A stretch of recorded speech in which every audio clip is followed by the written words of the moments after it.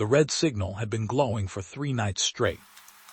Not blinking, not flickering, just watching. I remember because I logged it myself. Mile 47. Line C, a quiet stretch that barely saw traffic anymore. The kind of place where even the wind felt like it didn't belong. Dispatch kept brushing it off. Probably a wiring fault, they said. But wires don't hold steady like that, not in weather like this. The fog that night was thick enough to swallow sound. It rolled low across the tracks, hugging the ground like it was trying to hide something underneath. My truck headlights barely pushed 10 feet ahead. I almost turned back. Almost. But something about that signal, it didn't feel broken. It felt intentional. Like it was waiting. I pulled up just short of the post, engine idling, radio crackling with nothing but soft static, no trains scheduled, no maintenance crews nearby, just me and that red light cutting through the fog. I stepped out. The air felt wrong. Cold, yeah, but not the usual kind. This was heavier, damp in a way that stuck to your skin like breathing through wet cloth. Every step I took toward the track sounded too loud. Gravel crunching under my boots, echoing farther than it should. I stopped halfway. That's when I noticed something. The signal pole wasn't swaying. Not even a little. There was wind. I could hear it moving through the trees behind me, but the pole, the light, completely still. Like it wasn't part of the same world. I told myself to keep moving. Just routine. Check the base, check the wiring, call it in. Simple. But the closer I got, the quieter everything became. No wind. No insects. Even the static on my radio faded out. I didn't notice when it stopped, only when it was gone. I reached the base of the signal and crouched down. The metal box at the bottom was locked, same as always. No signs of tampering. No loose wires hanging out. Everything looked normal. Too normal. I stood back up and looked at the light again. Still red. Still steady. And that's when I saw the number plate. Except, it wasn't right. The paint looked fresh, too fresh, like it had been redone recently. I ran my fingers over it. The edges felt uneven. Slight ridges under the numbers, like something else had been there before. I leaned closer, and that's when the radio came back. A sharp burst of static, loud enough to make me flinch. Then a voice. Clearance pending. I froze. The voice was faint, distorted, like it was coming from deep underground or through miles of dead wire. Holding at red. I grabbed the radio. Dispatch, say again. Nothing. Just static. I checked the channel, same one I'd been on all night. Dispatch, this is Unit 12 at mile 47. I just received a transmission. Please confirm. Silence. But not empty silence. There was something under it. A low hum. I didn't realize what it was at first. Then it clicked. Breathing. Slow, deep, mechanical. Like someone or something was on the other end of the line. I stepped back from the signal. Dispatch, respond. The breathing stopped. Just like that. Gone. Then, do not clear the line. I didn't press the radio this time. The voice wasn't coming from it. It was behind me. Close. Too close. I turned around. Nothing. Just fog. Thick, endless, swallowing everything beyond a few feet. But I knew what I heard. Right behind my shoulder. I could still feel it. That slight shift in the air, that presence. I took another step back, boots scraping against gravel. Hello. No answer. Just the red light behind me, humming softly now. I hadn't noticed that before. A low vibration, almost like a heartbeat. I turned back toward it, And for a second, I swear it got brighter. Not by much, just enough to notice. Like it reacted. I swallowed hard and forced myself closer again. This wasn't right, none of it was. Signals don't hum. Radios don't pick up voices from nowhere. And voices don't move from one place to another like that. I crouched down again at the base, this time pressing my ear against the metal box. Cold.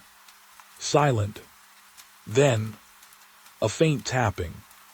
From inside. 3 slow knocks. I jerked back so fast I almost lost my balance. Something was inside that box. That wasn't possible. It controlled the signal, sure, but it wasn't big enough for anything else. Just wiring, relays, dead space. I stared at it, waiting. Nothing. No more tapping.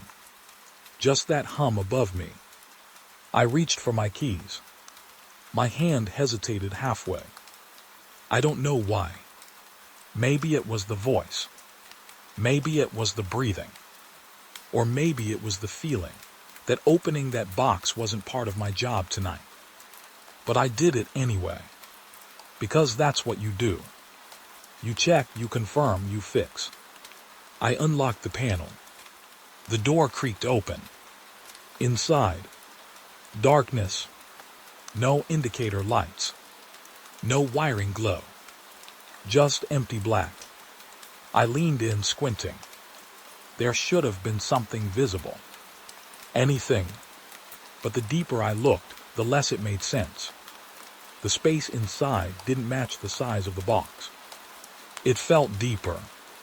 Like it kept going. My radio crackled again. You're not supposed to open it. The voice was clearer now. Closer. Familiar. I froze. I knew that voice. I just couldn't place it. Closed the panel. My hand tightened on the edge of the door. Who is this? No answer. Just that hum. Louder now. Stronger. It was coming from inside the box. I leaned back slightly, trying to see more. And that's when I noticed something moving. Not fast. Not sudden. Just shifting. Deep inside the darkness. Like something adjusting itself. Watching me back. I slammed the panel shut. Locked it. Stepped away. My heart was pounding now, loud enough to drown out everything else. I turned toward my truck. That's when I saw the tracks. They were vibrating. Just slightly. Barely noticeable. But steady. Like something heavy was moving, somewhere down the line. I looked both ways. Nothing. No lights. No sound. No train. But the rails kept shaking. And the red signal. It flickered. Just once. Then steadied again. I backed up slowly. Every instinct in my body was screaming now. Get out. Leave. This isn't yours to fix. I reached my truck and pulled the door open. Then I heard it. Far off. Faint. A train horn. Low. Long. And wrong. Not coming from ahead. Not behind. But all around. Echoing through the fog like it had no direction. I looked back at the signal one last time. And for a split second, it changed. Red to green. Then back to red. Like something tested it. Like something was asking for permission. My radio came alive again. Clear this time. No static. No distortion. Just one sentence. Spoken in my own voice. Line is not clear. I dropped the radio. And that's when I realized something I hadn't noticed before. Something that made my stomach turn cold.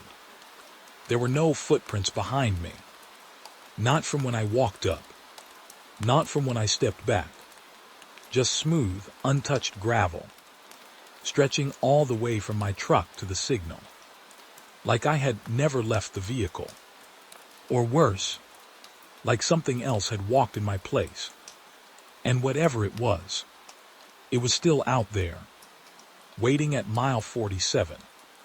For clearance, I didn't report what happened at mile 47. Not right away. I sat in the truck with the engine running, staring at the radio on the passenger seat like it might speak again, like it might explain itself. It didn't. Just silence, and my own voice still echoing in my head. Line is not clear. I kept replaying that moment. The tone, the way it sounded exactly like me, but calmer, certain, like it knew something I didn't. I told myself I was tired. Night shifts mess with your head. Fog does strange things too. Sound travels weird, plays tricks. That's what I told myself. But my hands were still shaking when I picked up the radio. Dispatch Unit 12. A pause. Then finally.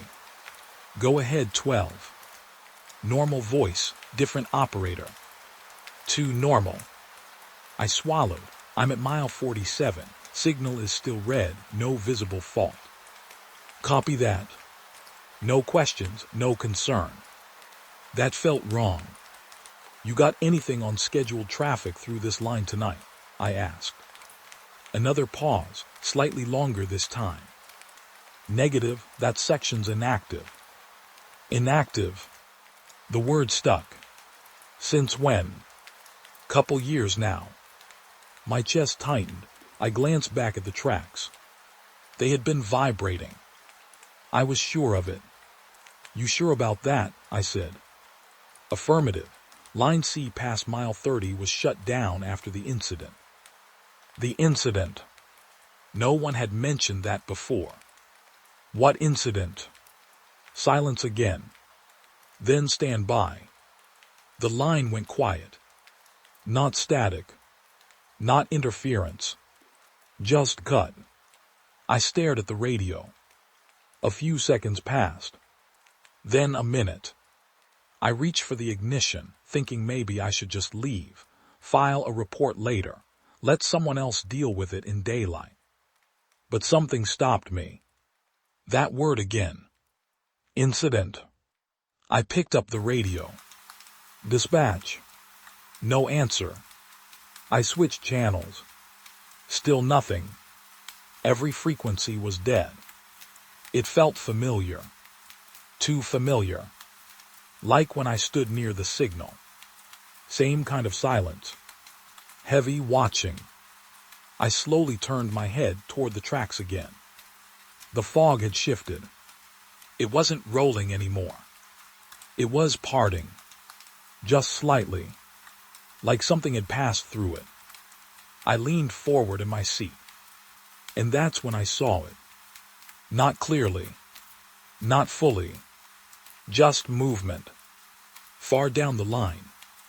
A shape forming where there should have been nothing. Long, dark, low to the ground. My breath caught. There were no lights. No engine beam. No sound. But something was there.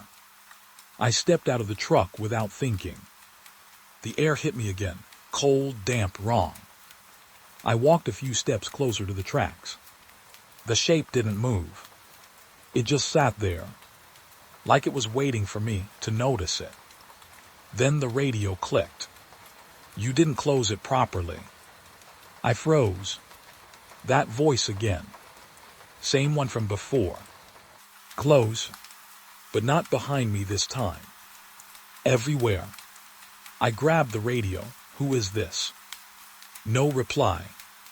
Just a soft crackle. Then, it's still open. My stomach dropped. The panel. I turned back toward the signal. Through the fog, I could barely make it out. But I could see the base. The metal door. Slightly open. I knew I had closed it. Locked it. I remembered the click. So why? The radio hissed. You let it through. I felt something shift behind me. Not a sound, not a step, just presence, closer than before. I didn't turn around. I couldn't. My eyes stayed locked on that open panel. Something inside me understood. If I looked away, if I broke focus, I wouldn't see it coming. The tracks vibrated again. Stronger this time. I could feel it through my boots. A low tremor running up my legs. I forced myself to breathe. Slow. Careful. Dispatch, I whispered into the radio. I need confirmation on that incident. For a second, nothing happened. Then, the radio came alive. But it wasn't the operator. It was multiple voices.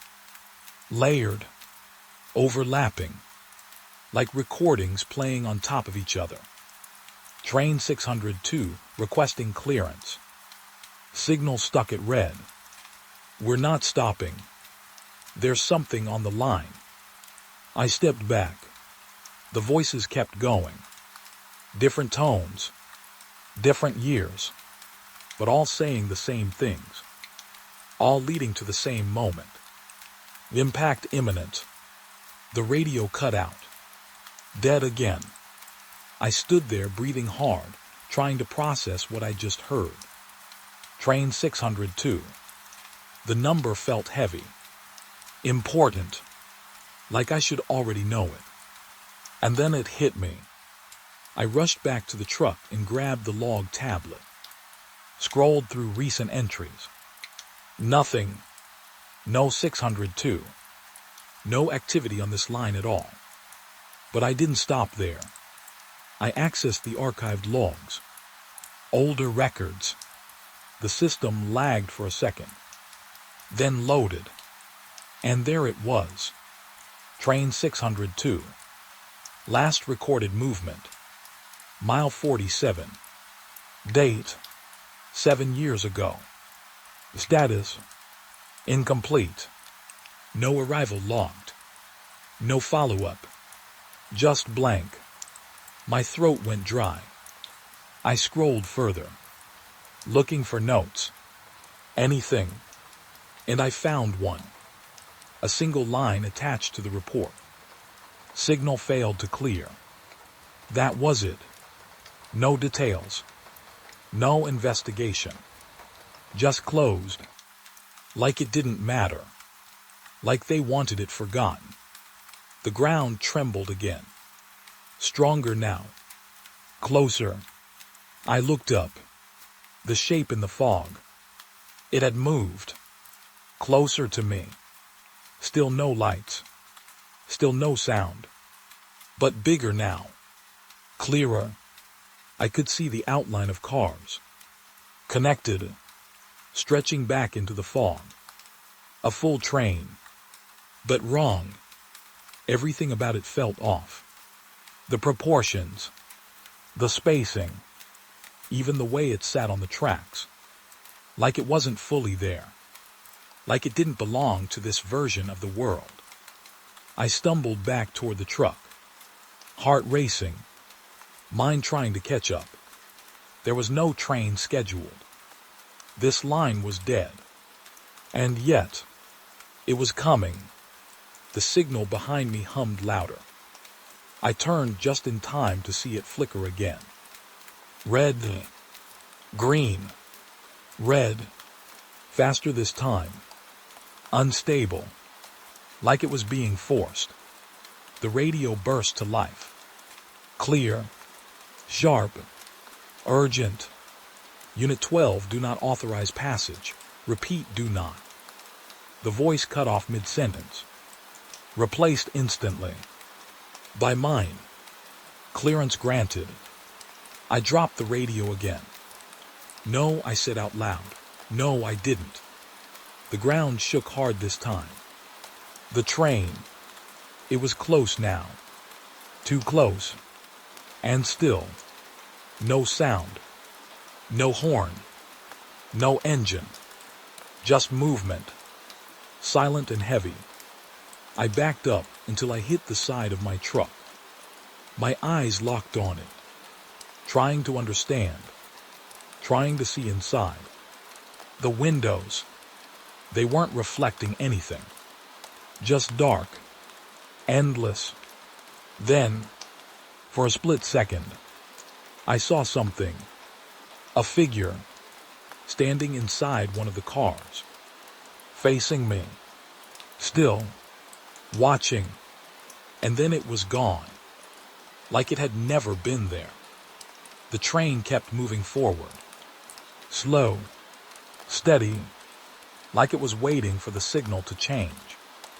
I turned to look at it again. The red light flickered. Once, twice, then it went green and stayed there.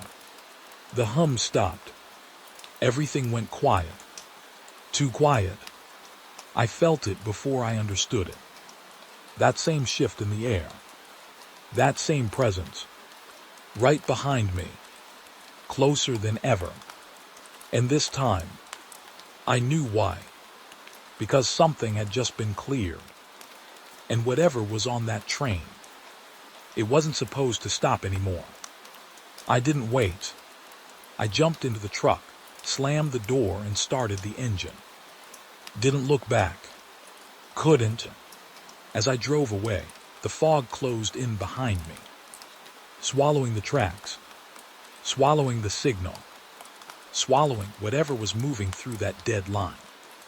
But even as I put distance between me and mile 47, I couldn't shake one thought, one detail that didn't fit.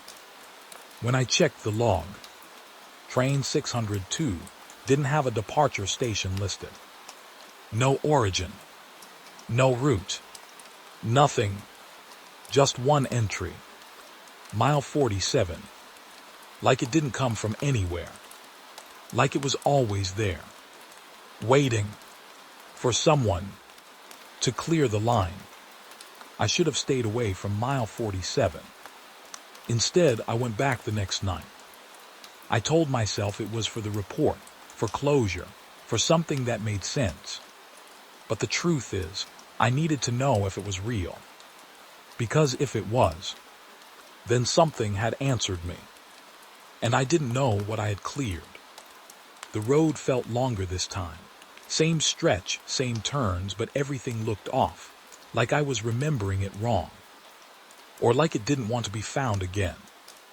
My headlights cut through the dark, but the fog wasn't there anymore.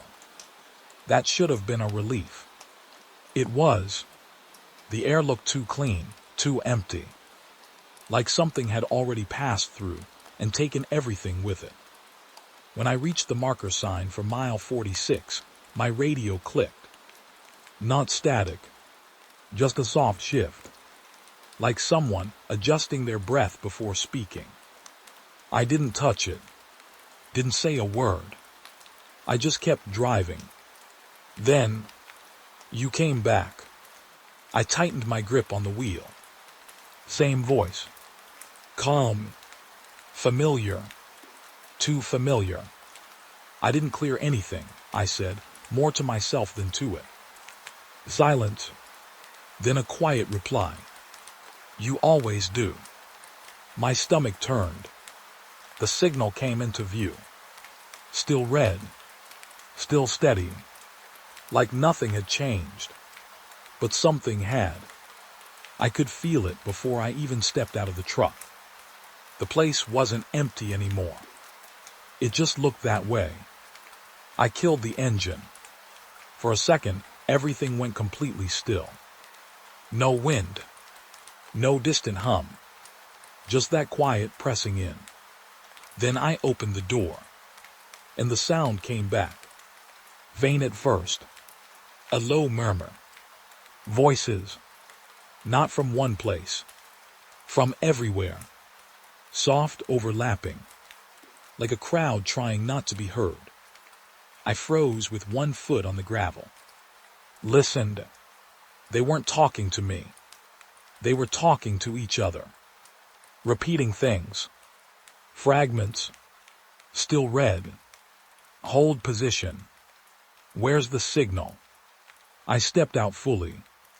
The voices didn't stop. They shifted, like they noticed me. Not directly, just adjusted. I forced myself to move toward the signal.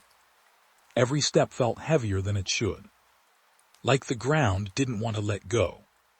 The closer I got, the clearer the voices became. Not clearer in words, clearer in feeling. Fear, confusion, waiting, endless waiting. I reached the base of the signal and stopped. The panel, it was closed, locked, exactly how I left it. But I didn't feel better, because now I knew.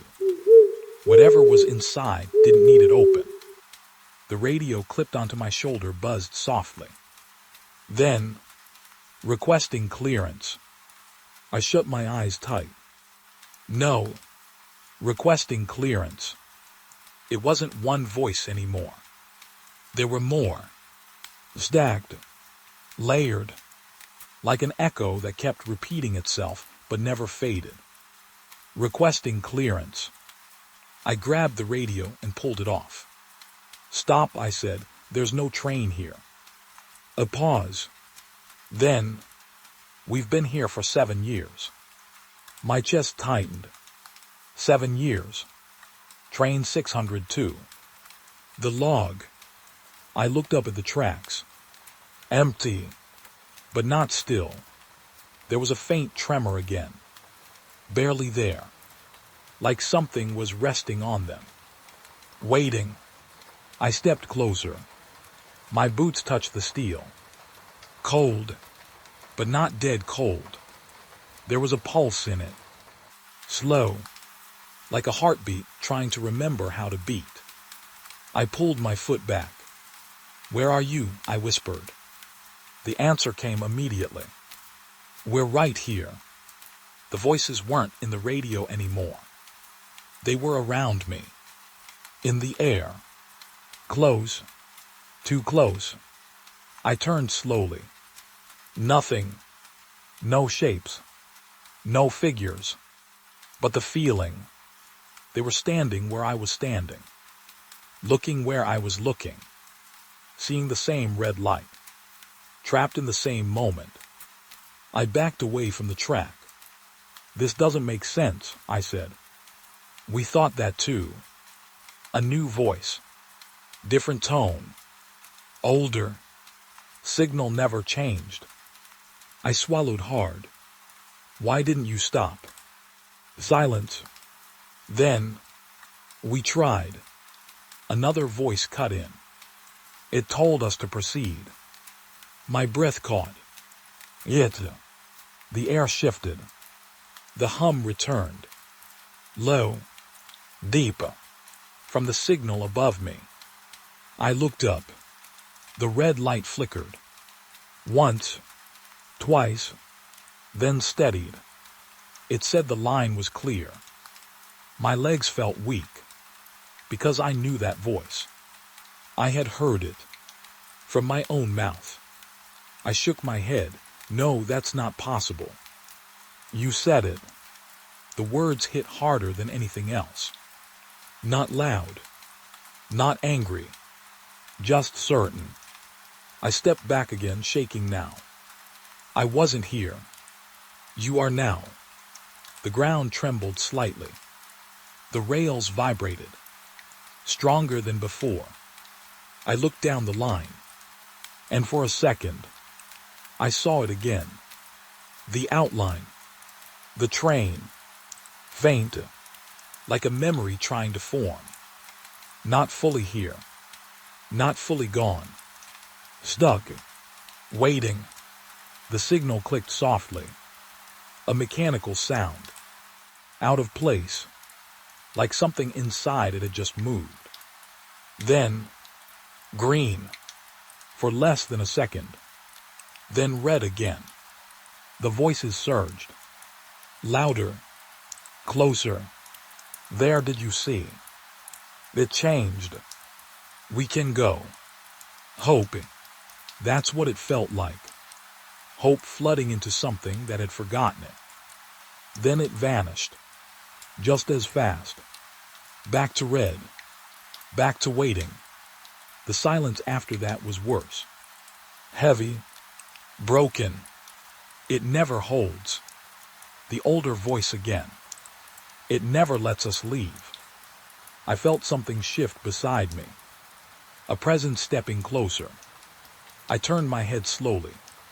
Still nothing. But this time, I felt breath. Cold. Right next to my ear. You have to clear it. I stumbled back, heart racing. No. You already did once. I didn't mean to. It doesn't matter. The signal hummed louder. The red light pulsed slightly. Like it was listening. Like it was waiting for me again. I shook my head hard. This isn't real. But even as I said it, I knew it was. Because the fear wasn't coming from nowhere. It was coming from memory. Something in me recognized this place. Not from yesterday. From before. The radio slipped from my hand and hit the ground. It crackled. Then, my voice. Clear. Calm. Recorded. Train 602, you are cleared to proceed. I froze. No. The recording continued. Signal is green, track is clear. I dropped to my knees, staring at the radio. That's not me. But it was. Every tone. Every pause. Perfect. The voices around me rose again. Louder. Desperate. You said it. You let us through. And then, they all stopped at once. Silence slammed into the space. I slowly looked up. The signal. It wasn't red anymore. It was green. Steady. Unmoving. The hum stopped. The air went still. And the rails. They shook violently. The train. It was coming again. But this time, I understood something I didn't before. It wasn't passing through. It was arriving.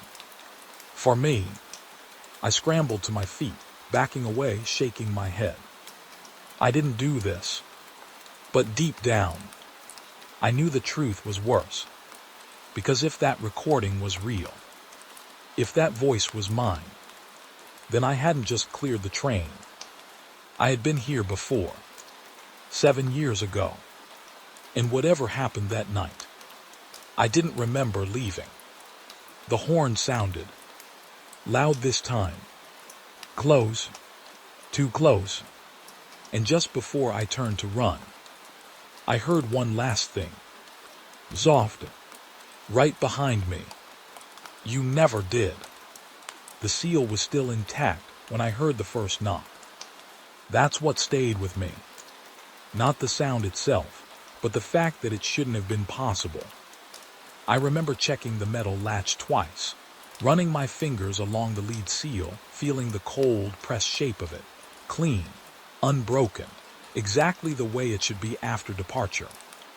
No tampering, no entry. And yet, something moved inside. At first, I thought it was the wind. The yard gets weird at night. Sounds bounce off the cars, stretch longer than they should. A loose chain can echo like footsteps. A shifting brake can sound like breathing.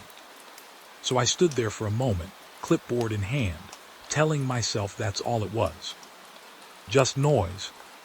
Just another routine check. But then it came again.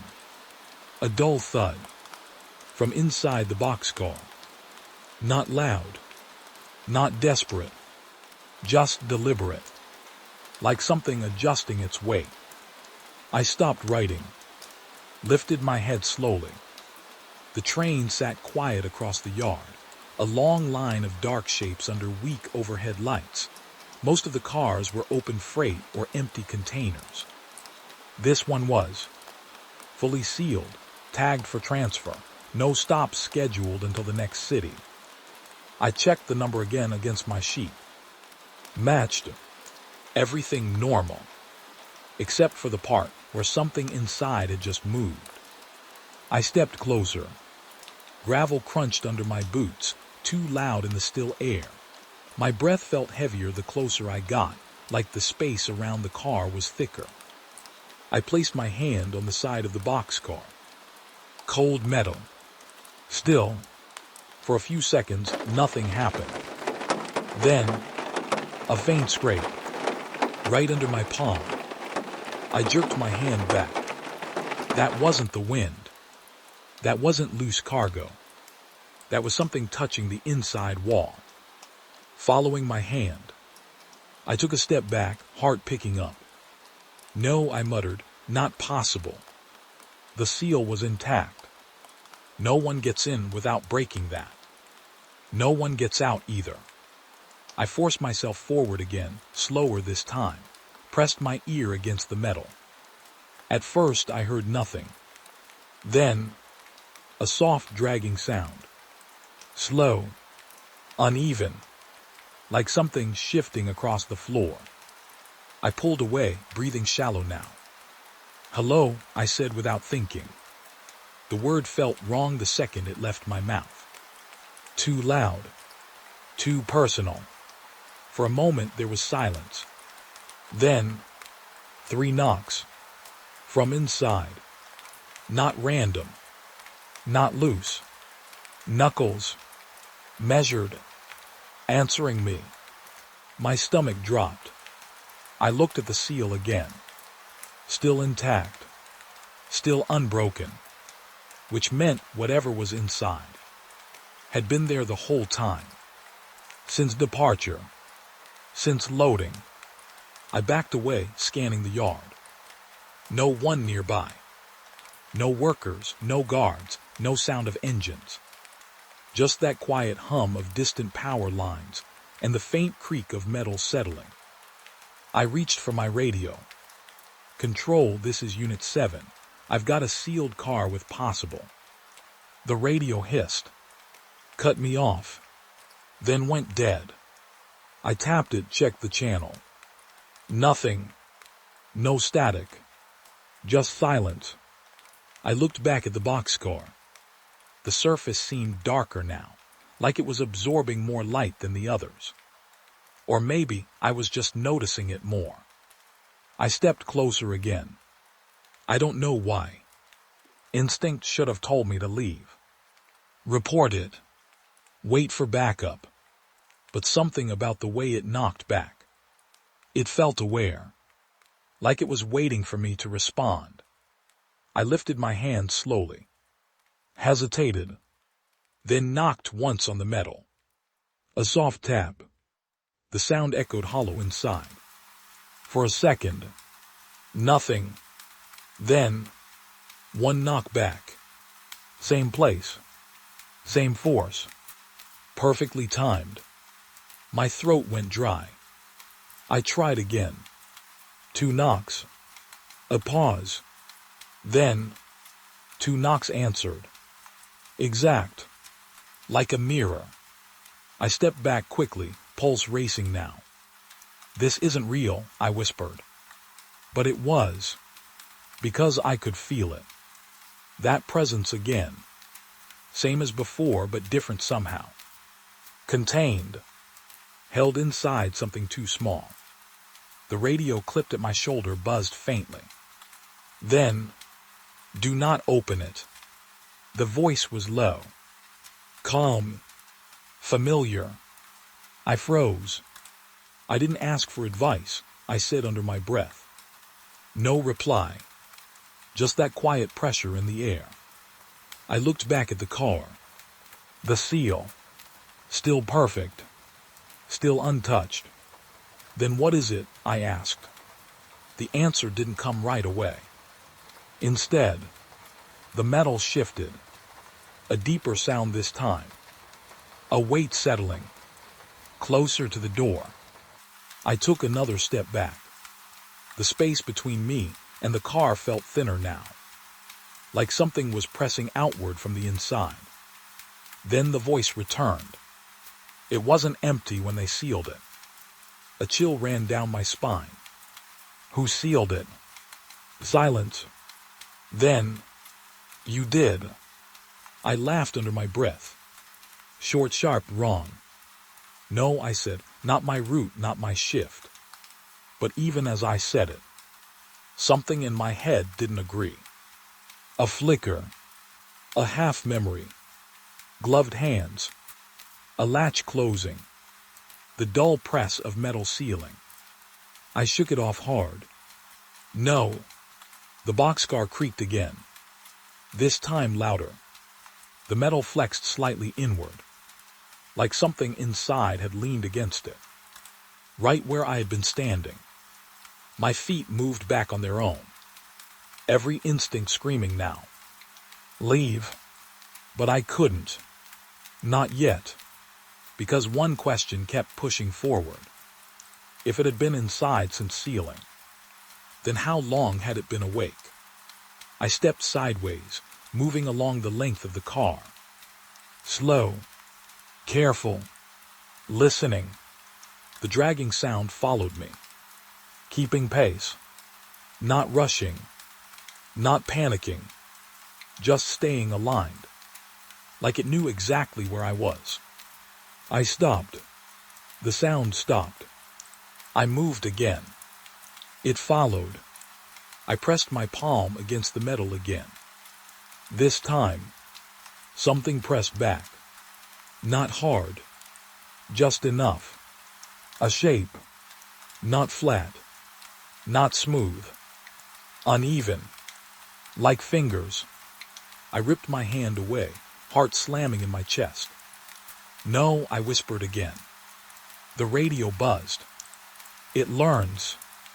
I stared at the car. What does? No answer. Just that slow shift inside. Then, a new sound. Soft, wet, breathing. Close to the door now. Too close. I stepped back again, nearly tripping over loose gravel. This needs to be opened, I said, voice shaking. If someone's in there. They're not someone anymore. The words landed heavy. Final. I looked at the seal one last time. Clean.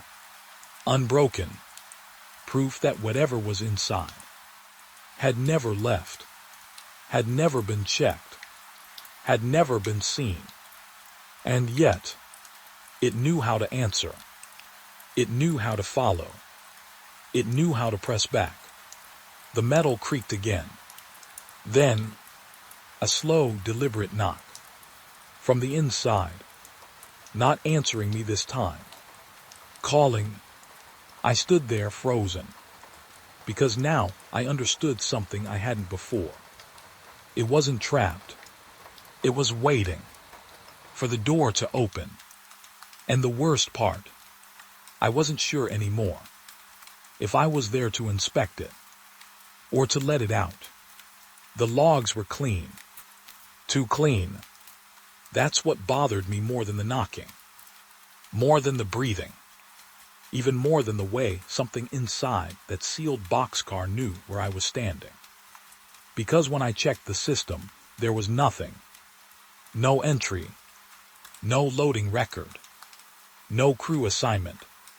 No one had signed that car in. And yet, it was there, sitting in the yard like it had always belonged. I remember standing in the small control office, the screen lighting up my hands in that pale blue glow. The rest of the room felt darker than usual, like the corners had pulled back. I scrolled through the manifest again. Car number matched. Seal number matched. Destination matched. Everything lined up. Except the part where it didn't exist. No record of entry, I whispered. The words sounded strange out loud. Like I wasn't supposed to say them. Behind me, the office door creaked slightly. Not opening. Just shifting. I didn't turn.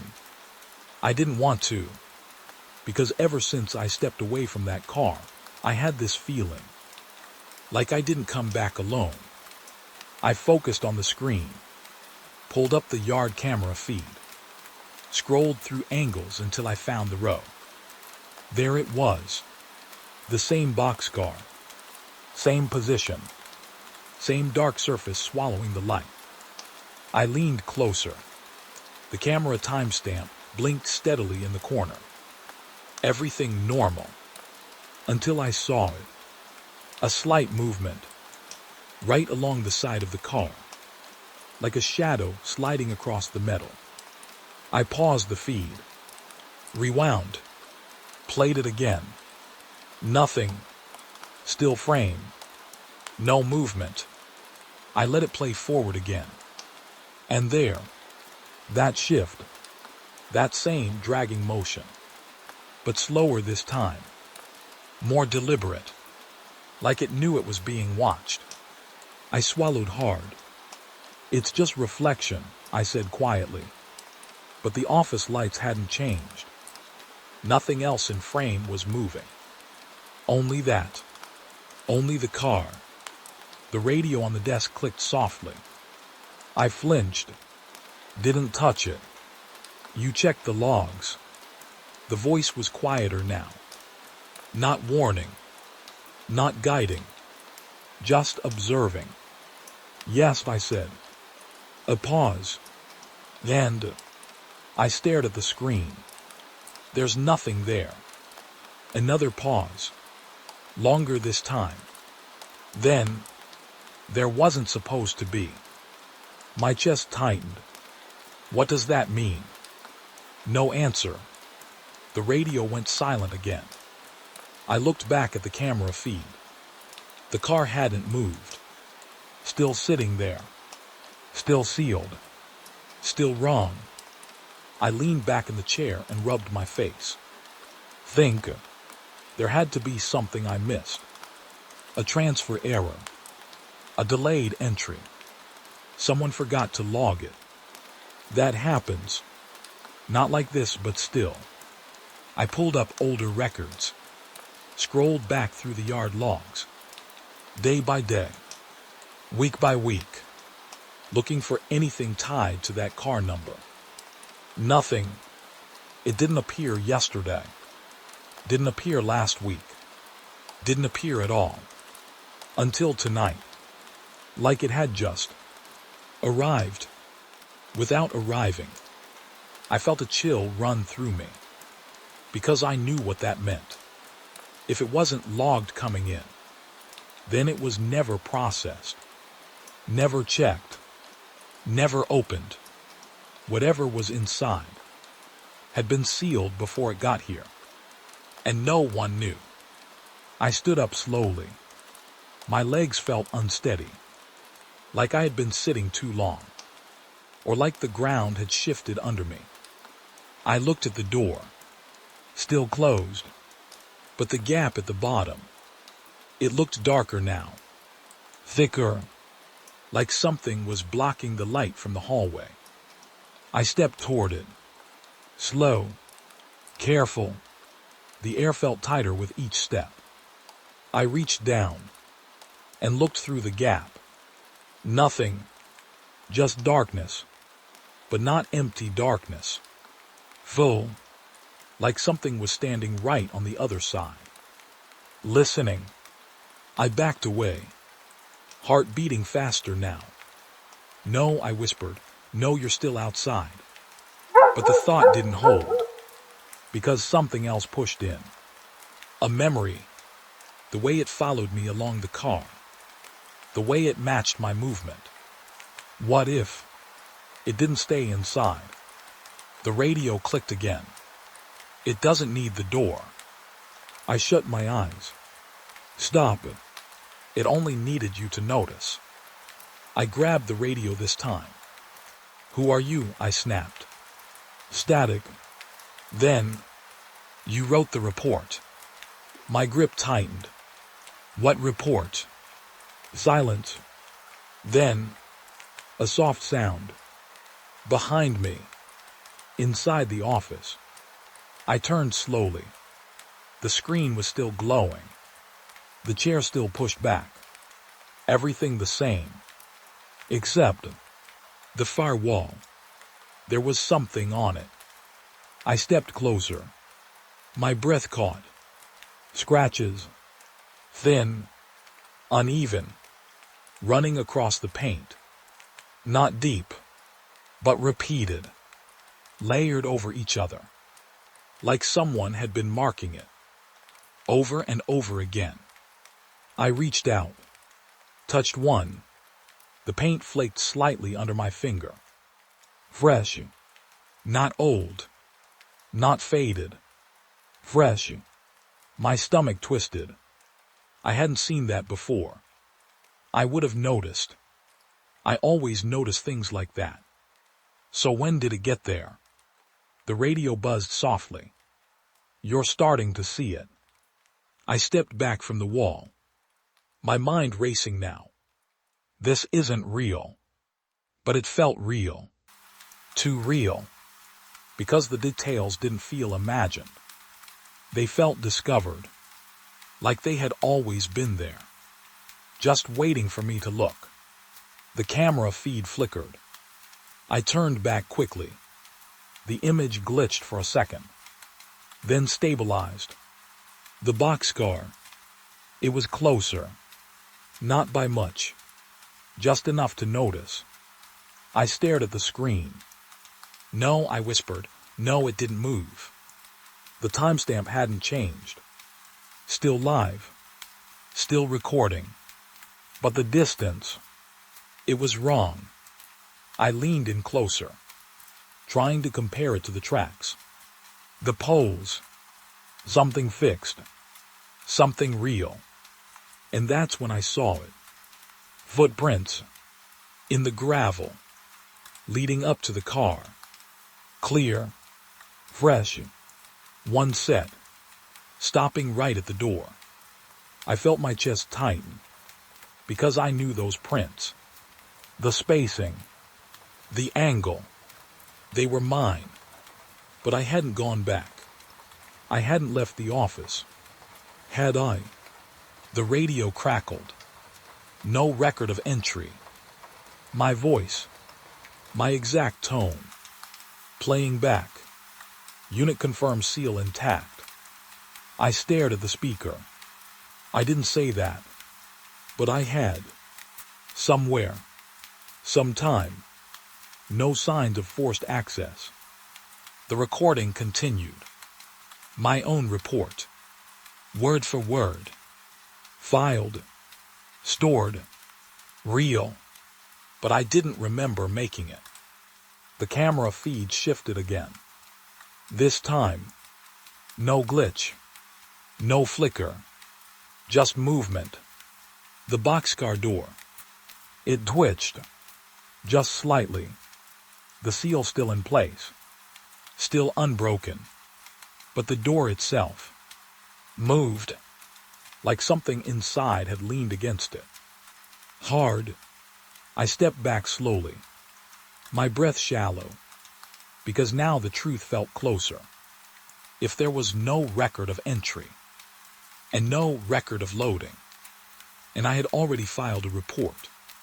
Then I had been here before. Seen this before. Heard this before. And still, I had walked away. The radio whispered one last time. You always leave it closed. I stared at the screen. At the door. At the seal. Still perfect. Still untouched. And something inside it. Still moving. Still waiting. Like it knew exactly what I would do next.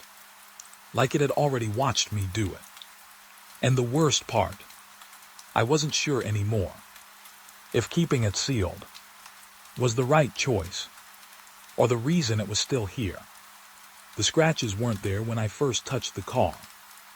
I know that, because I remember running my hand across the metal, smooth and cold, feeling nothing but that dull factory finish.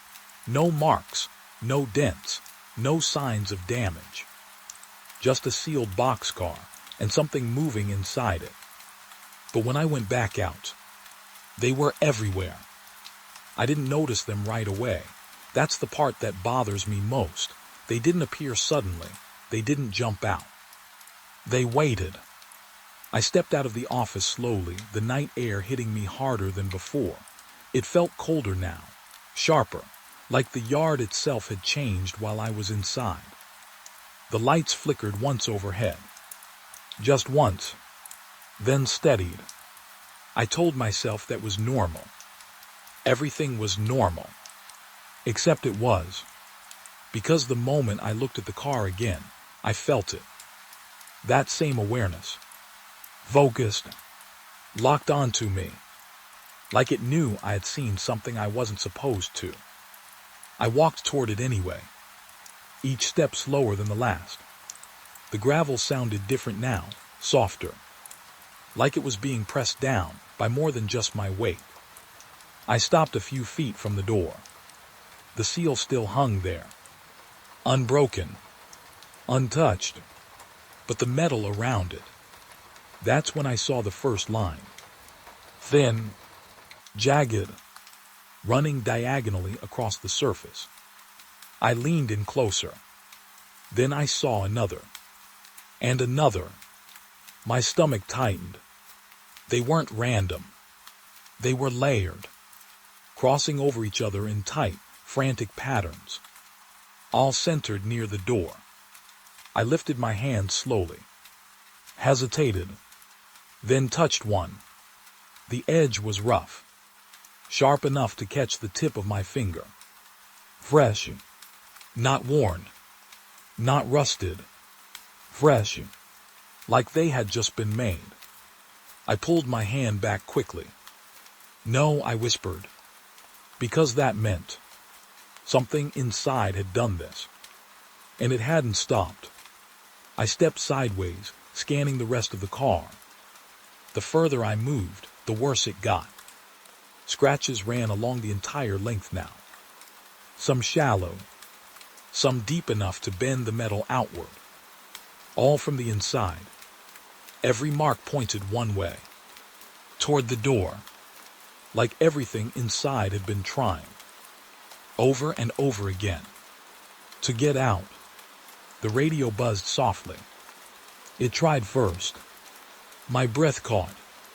Tried what? No answer. Just that low hum again. I moved closer to the door. Closer than I had before. Close enough to see the fine details. The small curls of metal where the surface had been torn. The way some of the scratches curved. Not straight lines, but arcs, like something had been clawing. Not with tools, with hands, or something that used to be hands. I swallowed hard. Hello, I said again. Quieter this time. Careful. There was no immediate response. Just silence. Then, a slow drag. From inside. Right behind the door. I froze. It was closer than before. Much closer. I could feel it through the metal. That faint pressure. Like something leaning just inches away. I held my breath. Waited. Then, a soft scrape. Right where the deepest scratches were. Following them. Tracing them. My eyes dropped to the pattern. And that's when I noticed something else. The marks weren't just random panic. They formed shapes. Not letters. Not words. But patterns. Repeated movements. Like something had been trying to do the same thing. Over and over again. The same angle. The same depth. The same direction. Until the metal started to give. Until it almost broke through.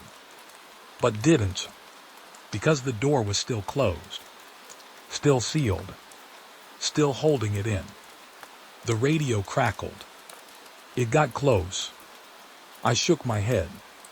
No. You stopped it. My chest tightened. What are you talking about? Silence. Then, a knock from inside, louder than before. Not answering, not copying, just hitting. Once, hard. I jumped back, heart racing. The door rattled slightly. The seal swung, still intact, still perfect, which made it worse, because whatever was inside, it had strength, enough to bend metal, enough to carve through steel, and yet, it hadn't gotten out. I stepped back further, my mind racing now, trying to make sense of it. If it had been trying to escape, then why hadn't it? What stopped it? The radio buzzed again. You did. I stared at the door. No. You kept it closed. A memory flickered. Vast. Unclear. My hands. On this exact door. Pushing it shut. Locking it. Sealing it. From the outside. I staggered back. That's not possible. But the scratches. They weren't old. They weren't from years ago. They were fresh. New. Made after it had been sealed. Made while it was trapped. The metal creaked again. This time, inward. Like something was pulling away from the door. Not pushing against it. Retreating. I frowned slightly. Why would it stop? I whispered. The answer came slowly. It learned. A chill ran through me. Learned what? The silence stretched. Heavy. Then, a new sound. Not scratching. Not dragging. Something else. Softer. Controlled. Moving away from the door. Deeper inside. I leaned in slightly. Listening. Trying to track it. But it didn't come back. It didn't follow me. It didn't press against the metal. For the first time, it moved away. I felt a strange pull in my chest. Relief. Small. Fragile. Like maybe it had given up. Like maybe it was done trying. I took a slow breath. Stepped back. It's over, I muttered. But even as I said it, something felt wrong. Because the scratches didn't stop near the door. They continued. Further down the car. More spaced out. Less frantic. I followed them with my eyes. Then my feet. Moving along the side again. Careful. Watching. Listening. The marks changed as I moved. Less chaotic. More deliberate. Longer lines. Straighter. Guided. Like something had stopped panicking. And started thinking. My heart started to race again. Because that meant it hadn't given up. It had changed its approach. I reached the far end of the car. The last few scratches were different. Deep. Clean. Precise. All pointing. Not toward the door, but toward the corner. I leaned in. Studied them. And that's when I saw it. A small dent. Subtle. Easy to miss. Right at the edge where two panels met. The metal there looked thinner. Weaker. I felt my stomach drop. Because I understood. It hadn't failed. It had been testing. Learning the weak points. And now, it wasn't trying to get out where I was looking. It was finding another way. The radio whispered softly. You showed it the door. I stepped back slowly. My breathing uneven now. And now it knows. My eyes moved along the length of the car. Back to the scratches. Back to the patterns. Back to the way they changed. And I realized something that made my skin crawl. It hadn't been trying to escape randomly. It had been mapping, learning the structure, understanding the limits. And every time I came close, every time I knocked, every time I spoke, it learned more. About me, about the outside, about how to get through. The metal creaked softly behind me. Not at the door, at the corner.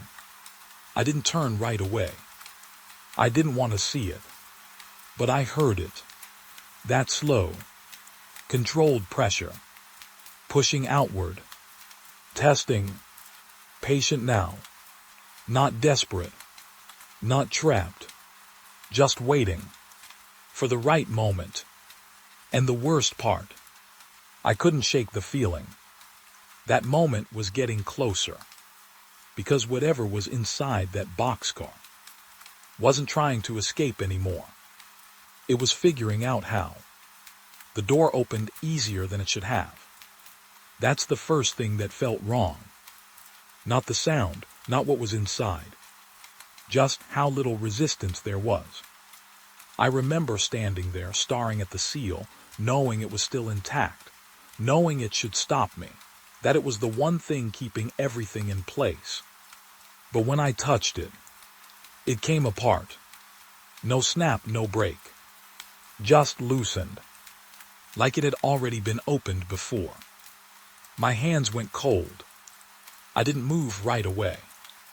I just stood there, holding the loose piece of metal, trying to understand how something sealed could feel used. The radio stayed quiet. No warnings this time. No voice telling me to stop. That scared me more, because it felt like I wasn't being watched anymore. Like whatever was inside didn't need to hide. I placed my hand on the door. The surface was warmer now. Not by much, but enough to notice. Like something inside had been close to it for a long time. I pulled. Slow. Careful. The metal groaned as the door slid open just a few inches. Darkness filled the gap instantly. Not normal darkness. Not empty space. It felt thick. Heavy. Like it pushed outward the moment the door moved. I stopped. My heart pounding in my ears. "Hello," I whispered. No answer. Just that same presence. Stronger now. Closer. I pulled the door wider. The sound echoed across the yard. Too loud. Too exposed. I flinched, glancing around. Still no one. Still nothing watching. Except inside. I stepped closer to the opening. The smell hit me first. Not rot. Not decay. Something else. Stale. Trapped. Like air that hadn't moved in years. I covered my mouth, leaning slightly to look in. At first, I saw nothing. Just black. Endless black. But then my eyes adjusted. Shapes started to form. Low. Scattered. Something on the floor. I took another step forward. The gravel shifted under my boot. The sound echoed inside the car. And something inside responded. A faint shift. Deep within the darkness. I froze. "You're still in there," I said quietly. Not a question. A realization. Silence followed. But it wasn't empty. It felt listening. I swallowed hard and reached for my flashlight. Clicked it on. The beam cut into the darkness. And stopped. It didn't travel all the way. It faded. Like the light itself didn't want to go deeper. I frowned, angling it lower. Toward the floor. That's when I saw the marks. Not scratches. Not like outside. These were deeper. Long grooves carved into the metal floor. Running back and forth. Overlapping. Covering almost every inch. My chest tightened, because they weren't random. They followed paths, repeated movements, like packing, back and forth, back and forth. For a long time, I stepped inside. Just one step. The air changed instantly. Heavier, warmer. My breath felt slower, like something was pressing against my lungs. The flashlight flickered, just once, then steadied. I moved it along the walls. More marks, higher up, some reaching above head height. Impossible angles, like something had climbed, or tried to. My hand brushed the inside wall. The metal felt different, not cold, almost soft, like it had been worn down, pressed too many times. I pulled my hand back quickly. Something moved deeper inside. A soft shift, then stillness. I pointed the flashlight forward. "Come out," I said. My voice sounded wrong, muted, like it didn't belong in that space. No answer, but the silence changed. It wasn't waiting anymore. It felt aware. Then I saw it, at the far end of the car. A shape, low, still. At first I thought it was cargo. Something stacked, covered, but as I stepped closer, it moved, just slightly. My breath caught. The flashlight beam trembled in my hand. "Who's there?" I asked. The shape didn't respond. It didn't rush me, didn't make a sound. It just adjusted, like it was getting comfortable, watching me back. I took another step, then another, every instinct telling me to stop, but something stronger pulling me forward. Because now, I needed to see it, to understand, to prove it was real. The light finally reached it fully, and I wish it hadn't, because what I saw didn't make sense. It looked human. At first, the outline, the way it sat, the way its shoulders curved, but the details, they were wrong. Too long, too thin. The arms bent at angles that didn't match any joint I knew. The head tilted slowly toward the light. And the face, there wasn't one. Not properly. Just stretched skin. Pulled too tight in some places. Too loose in others. Like it had been reshaped. Badly. My stomach turned. I stepped back instinctively. No. The thing didn't move toward me. It didn't attack. It just watched. Then, it copied me. It stepped back. Same distance. Same timing. My breath hitched. I took another step back. It did the same. Perfect.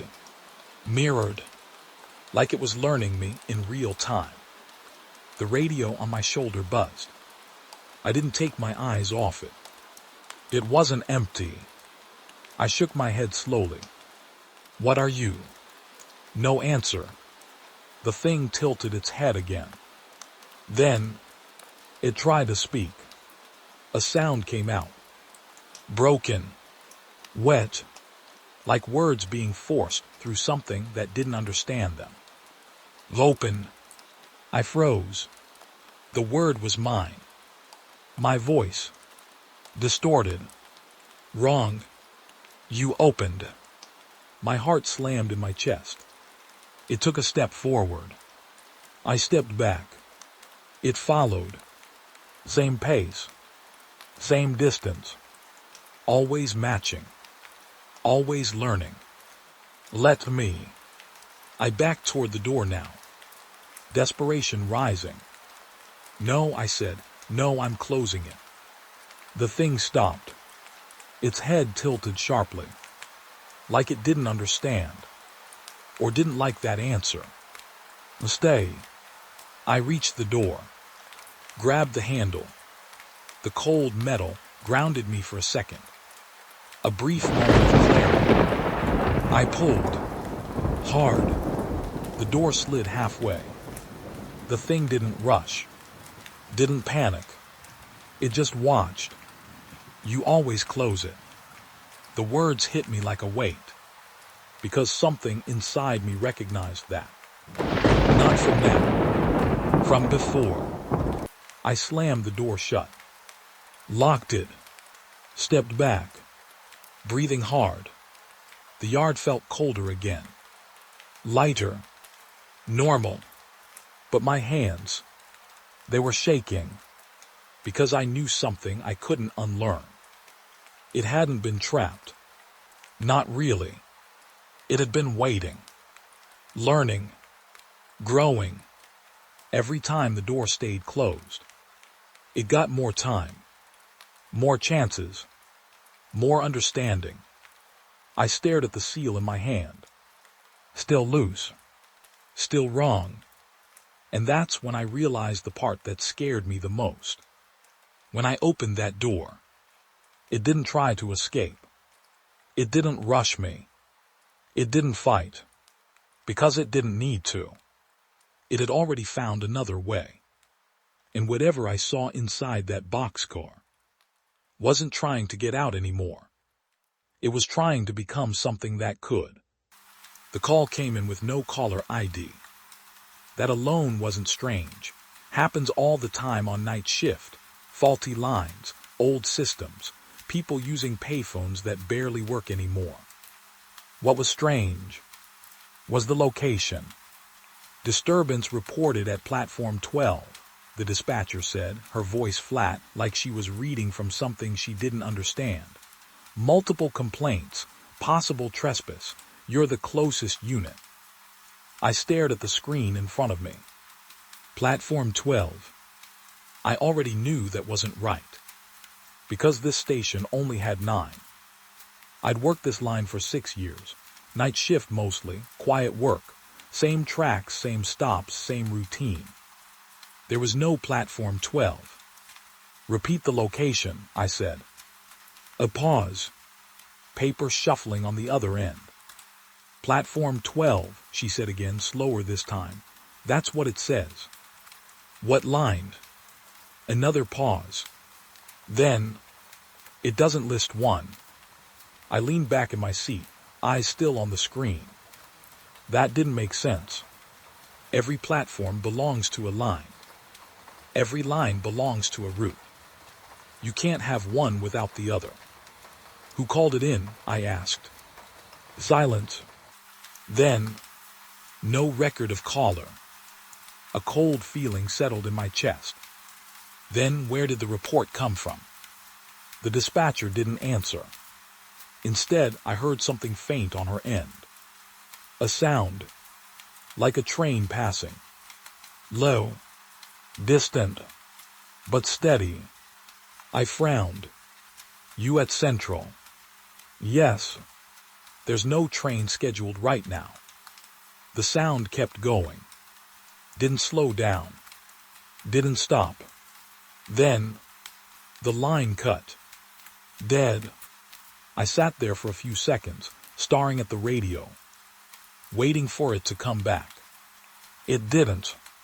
The silence that followed felt heavier than usual, like something had just shifted. I looked back at the screen. The report was still there. Platform 12. Flashing softly. Waiting. I don't know why I went. That's the part I keep asking myself. I could have ignored it, marked it as error, filed it for review.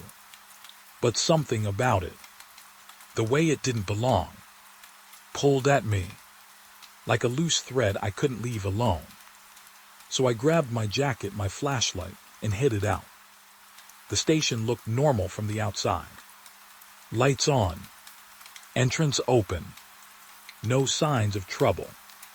No people running, no noise. Just the same quiet hum of electricity and distant traffic. I stepped inside. The air felt still. Too still, even for that hour. Usually there's something. A cleaner, a late passenger, someone sleeping on a bench. But tonight, nothing. I walked past the ticket machines, down the main corridor. My boots echoed louder than they should have, each step stretching just a bit too long. I checked the signs. Platform 1 through 9. Same as always. No changes. No hidden numbers. No mistakes. Platform 12, I muttered under my breath. I moved toward the far end of the station. The part most people don't use. Older. Darker. Where the lights flicker more than they should. That's where the corridors narrow. Where the walls feel closer. Like the building wasn't meant to stretch that far. I slowed down. Something felt off. Not wrong. Just unfamiliar. Like walking into a place you've seen 100 times. But something small has changed. And you can't figure out what. I turned a corner. And stopped. Because there was a sign there. It hadn't been there before. I know it hadn't. I passed this way almost every shift. I would have seen it. A simple metal sign. Hanging slightly crooked. Black letters on white. Platform 12 right arrow. The arrow pointed down a hallway I'd never noticed before. Narrow. Unlit. Just a stretch of darkness. I stood there for a long moment, staring at it, trying to remember if it had always been there, trying to convince myself I just overlooked it. But something in my gut told me that wasn't true. I raised my flashlight. The beam cut into the hallway. It didn't reach the end, just swallowed halfway through, like the space itself was longer than it should be. I stepped closer. The air changed immediately. Colder, damp, like underground tunnels. But this station didn't have any tunnels down this way. At least, none that were open. I hesitated, then took a step inside. The sound of the main station faded behind me. Vast, too fast. After just a few steps, it was gone. Replaced by something else. A low hum. Familiar. Like power running through tracks. I frowned. There were no tracks here. Not on any map. Not on any layout I'd ever seen. I kept walking. The beam of my flashlight shook slightly with each step. The walls looked older here. Paint peeling. Concrete exposed. Like this part had been forgotten, left unfinished, or sealed off, and then reopened. The hum grew louder, more defined, and beneath it, another sound. Footsteps, soft, uneven, ahead of me. I froze. Hello, I called out. My voice echoed strangely, not bouncing back the way it should. More like it was being absorbed, pulled deeper into the hallway. The footsteps stopped. Silence. Then, one step. Closer. I tightened my grip on the flashlight. Station security, I said louder now. Show yourself. No response. Just that same silence. But it wasn't empty anymore. It felt occupied. Like something was standing just beyond the light. Waiting. Watching. I moved forward again. Slow. Careful. Each step measured. The hum grew stronger. Now it sounded like a train. Close. Too close. But there were no tracks. No rails. Nothing. The hallway opened slightly ahead. Just enough for the light to spread. And that's when I saw it. The platform. It shouldn't have been there, but it was. A full platform, edge marked, bench in the middle, sign overhead, platform 12. I stopped at the entrance, my breath shallow, because everything about it felt wrong. Not broken, not damaged, just out of place, like it had been taken from somewhere else and dropped here. I stepped onto it. The ground felt solid, real, but the air felt heavy, thick, like it hadn't moved in years. I scanned the area. Empty. No people. No signs of disturbance. Just silence. Then, a sound behind me. I turned quickly. The hallway. Still there. But darker now. Longer. Like it had stretched. I took a step back toward it. Something in me suddenly wanting to leave. To get out. But then, a voice from across the platform. You came. I froze. Turned slowly. There was someone there now. Standing near the far end. I hadn't seen them before. They hadn't been there. I was sure of it. They stood still. Face hard to see in the dim light. Who are you? I asked. No answer. Just that same stillness. Then, they stepped forward. One step. Slow. Careful. I noticed something immediately. Their movement felt wrong. Like it didn't match the ground. Like they were slightly out of sync with the space. You reported the disturbance, I asked. They didn't respond.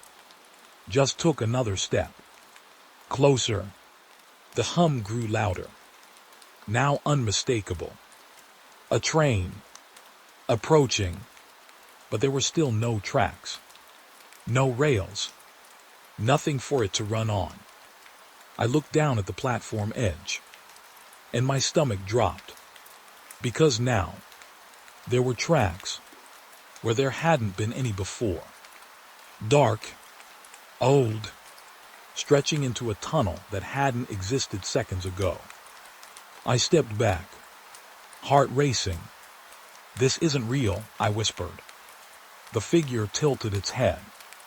Then, it smiled. Too wide. Too slow. It wasn't on the map. The voice sounded like mine. Not exactly, but close enough. Until you found it. The train sound grew louder. Faster. Closer. I looked toward the tunnel. A light appeared. Faint. Then stronger. Something was coming. Vast. I turned back to the figure. But they were closer now. Much closer. Without walking. Without moving. Just there. You're not supposed to leave, it said. I backed toward the hallway. The way I came. But when I looked, it wasn't there anymore. Just a wall. Solid. Unbroken. No exit. The platform stretched longer now. Wider. The air heavier. The train louder. And the figure. Still smiling. Still watching. Next stop. It stepped closer. You. The light from the tunnel flooded the platform. Blinding. Overwhelming. And in that moment, I realized something that made my chest go tight. This place wasn't hidden. It wasn't forgotten. It wasn't missing. It was waiting for someone to find it. And once you did, you didn't leave. You just became part of the schedule. No one spoke when I stepped back onto the platform. That was the first thing I noticed. Not the cold. Not the silence. Just the absence of voices. Because there were people there now. A lot of them. They hadn't been there before. I was sure of it. 1 second the platform was empty, just that strange figure smiling at me, the sound of a train that didn't exist rushing closer. And then, they were just there, standing in a loose line near the edge.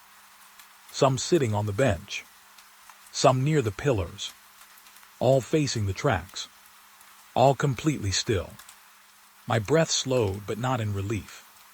Something about them felt wrong immediately. Not in the way they looked, in the way they didn't react. I took a step forward. My boot echoed across the platform. Sharp, loud, too loud. No one turned. No one flinched. Nothing. I looked from one face to another. Men, women, different ages, different clothes, but something connected them. A kind of stillness. Not calm, not relaxed, just paused, like a video frozen at the wrong moment. "Hey," I said. My voice came out lower than I expected. No response. I stepped closer to the nearest one. A man in a dark coat, standing right at the edge, too close to the drop. "You shouldn't stand there," I said. Still nothing. I moved around him slightly, trying to see his face. And that's when my chest tightened. His eyes were open, but not focused. Not on the tracks. Not on anything. Just forward. Like he was looking through the space in front of him. I waved a hand in front of his face. No blink. No reaction. Just that same empty stare. I stepped back slowly. "Okay." My voice felt smaller now. Uncertain. I turned to another figure. A woman sitting on the bench. Her hands folded neatly in her lap. Her posture straight. Too straight. Like she had been placed there. "Ma'am," I said. Nothing. I moved closer. The air around her felt colder. I don't know why I noticed that, but I did. Like each of them carried their own small pocket of cold. I leaned down slightly. Her lips were parted, just enough to suggest breath, but I couldn't hear any. I waited. 1 second. 2. Nothing. No inhale. No exhale. I stepped back quickly. "They're not right," I whispered. Behind me, the hum of the approaching train grew louder. Faster. Closer. But the people, they didn't react. Didn't look up. Didn't shift. Like they couldn't hear it. Or didn't care. I turned in a slow circle. More of them. At least 20 now. Maybe more. All spaced out across the platform.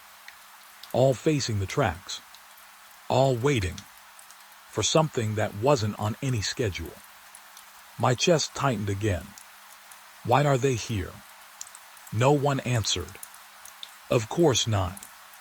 But something inside me, something I didn't like, whispered a thought. They're waiting for the train.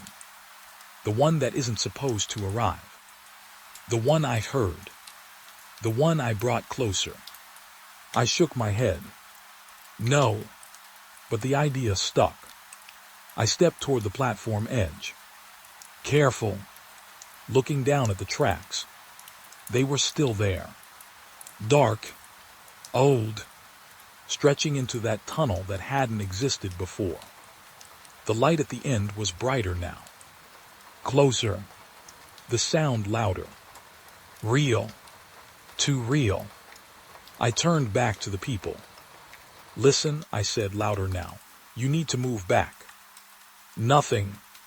Not even a flicker of attention.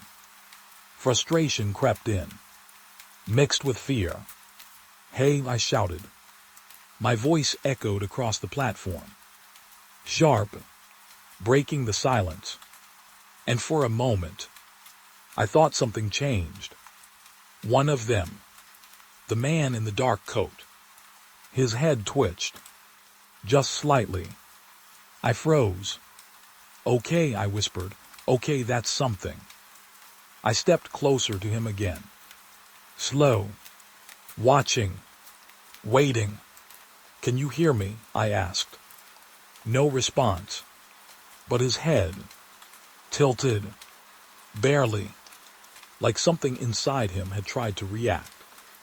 And failed. My stomach twisted. "Who are you people?" The question hung in the air. Then, a voice. Not from him. From somewhere behind me. They didn't have tickets. I turned quickly. The figure from before. Standing near the far end. Closer now. Watching. Still smiling. "They're passengers?" I asked. The figure didn't nod. Didn't move. But the smile widened. "They tried to leave." A chill ran through me. "What do you mean?" The figure took one slow step forward. No record, no exit. I looked back at the people. At their stillness. Their empty eyes. They're stuck here. The hum of the train grew louder. Almost deafening now. The light from the tunnel flickered against the platform walls. "They're waiting." "For what?" I asked. The answer came slowly. "For their stop." I swallowed hard. "And when is that?" The figure tilted its head, mirroring something I had done earlier. "When someone takes their place." My breath caught. I stepped back instinctively. No. But even as I said it, something shifted. A small movement. To my left. I turned. The woman on the bench. Her head had moved. Just slightly. Now angled toward me. Her eyes. They weren't empty anymore. They were focused. On me. My heart slammed in my chest. She didn't blink. Didn't speak. Just stared. And then, she stood up. Slow. Unnatural. Like her body wasn't used to moving. The others, they started to shift too. One by one. Small movements.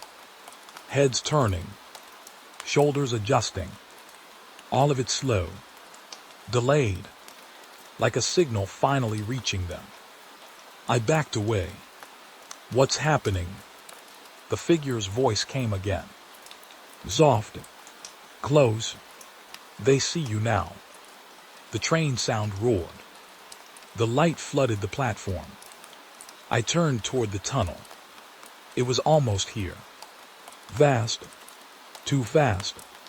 I looked back at the people. They were all facing me now. All of them. Eyes locked. Focused. Awake. And something in those eyes. Something deep. Was desperate. Not for help. For something else. Something worse. The woman took a step toward me. Then another. The others followed.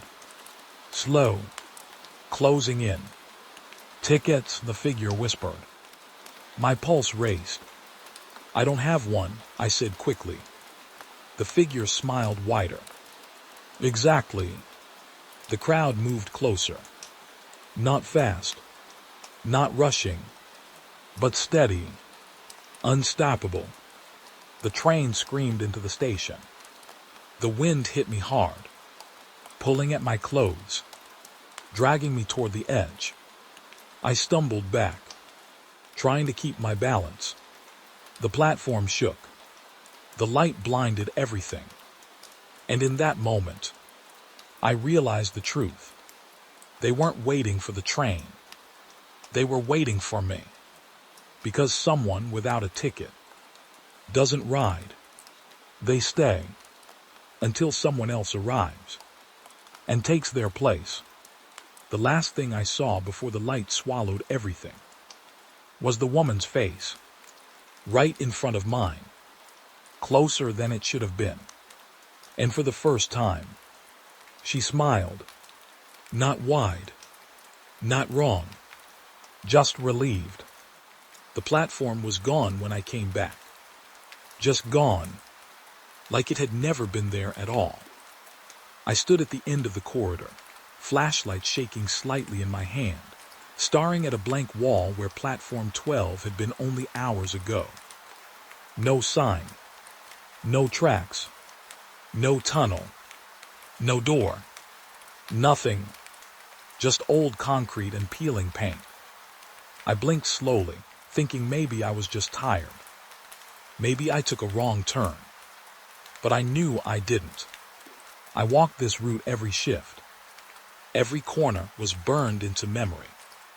And this one had changed.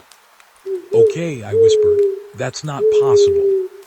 I stepped closer, touched the wall. Cold, solid, real. No hidden seams. No illusion. Just nothing. I pulled my hand back slowly, heart still uneasy. Behind me, the station sounded normal again. Distant voices. Footsteps. Announcements over the speaker. Like the world had corrected itself overnight. Like nothing had ever been wrong. But I knew better. Because I still remembered it. The people. The tracks. That smile right before everything went white. I closed my eyes for a second, trying to reset my thoughts. When I opened them, the corridor light flickered. Just once, then steadied. I turned around slowly. Empty hallway. But something felt off. Like the air behind me was heavier. I walked back toward the main station. Each step slower than the last. Waiting for something to make sense again. It didn't. The ticket counter was open. The staff were there. Normal activity. Completely normal. Too normal. I approached the desk. A man behind it looked up at me. Polite smile. Tired eyes. Can I help you? He asked. I hesitated. You didn't notice anything unusual last night. He frowned slightly. Unusual. Platform 12, I said. The report, the disturbance. He looked at me blankly. Then checked his screen. Typed something. Shook his head. No platform 12, he said. Never has been. My chest tightened. That's not true. Another glance at the screen. Still calm. Still polite. You might be confused, he said gently. We've had some system resets overnight. System resets. That word hit wrong. I stepped back. No, I muttered, I was there. The man gave a small nod. The kind you give to someone you don't want to argue with. I'm sure you believe that, he said. But the way he said it, it wasn't dismissive. It was rehearsed, like he had said it before, to someone else. I left the counter quickly. Too quickly. My boots echoed across the polished floor. People passed by me. Normal passengers. Talking. Moving. Living. No one looked at me twice. No one questioned anything. But something in their movement felt slightly delayed. Like the entire station was reacting, just a second slower than reality. I stopped near the exit doors. Looked back once. Everything still normal. But my gut didn't agree. Because I knew what I saw. And more importantly, what saw me. I stepped outside. Cold air hit my face. Sharp. Real. The street was busy. Traffic moving. Morning light rising. Everything looked fine. Too fine. I walked home without thinking much. My mind still stuck on that platform. Still stuck on the woman's smile. still stuck on the sound of the train that shouldn't exist. By the time I reached my apartment, my legs felt heavier than usual, like I had walked further than I remembered. I closed the door behind me, locked it, leaned against it for a moment. Silence, finally, or so I thought. Then, a sound, very faint, from inside my apartment. I froze, slowly turned my head. Nothing, just quiet rooms, dim light, same old place. I exhaled. "You're losing it," I whispered. I walked forward, dropped my keys on the table, took off my jacket, trying to reset my mind. But then I heard it again. A soft metallic sound, like something shifting. From the kitchen. I stopped, heart slowing down in a bad way. I stepped toward the kitchen slowly, each step careful, controlled. The sound came again, clearer now, not loud, but present. I reached the doorway, looked inside. At first, nothing, just counters, chair, table. Then I saw it. On the fridge, a small metal sign. My breath caught instantly, because I didn't put that there. And I knew exactly what it was. Platform marker, black letters, white metal, slightly crooked. Platform 12 right arrow. My stomach dropped. I didn't move, didn't blink, just stared. "No," I whispered. The room felt smaller suddenly, air heavier. I stepped forward slowly, reaching out. My hand shook as I touched it. Cold, real, the exact same material, the same texture. Impossible. I pulled my hand back like it burned me. Then, the kitchen light flickered. Once, then again. I turned quickly. Nothing behind me. But I could feel it. That same presence. Not outside. Not far away. Inside. The fridge door creaked slightly.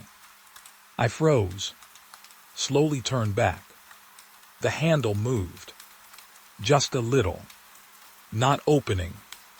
Just reacting. Like something inside had shifted. I stepped back. "What do you want?" I whispered. Silence. Then, a faint sound. From inside the fridge. Low. Distant. But growing. Like something approaching. I shook my head quickly. No, no, no. I grabbed the handle. Pulled it open. Cold air rushed out instantly. Too cold. Too sharp. Inside, just normal food. Milk. Leftovers. Nothing unusual. I exhaled in relief. Short. Weak. Then I saw it. At the back. A reflection. Not mine. Something standing behind me. I turned fast. Nothing. But the fridge light flickered again.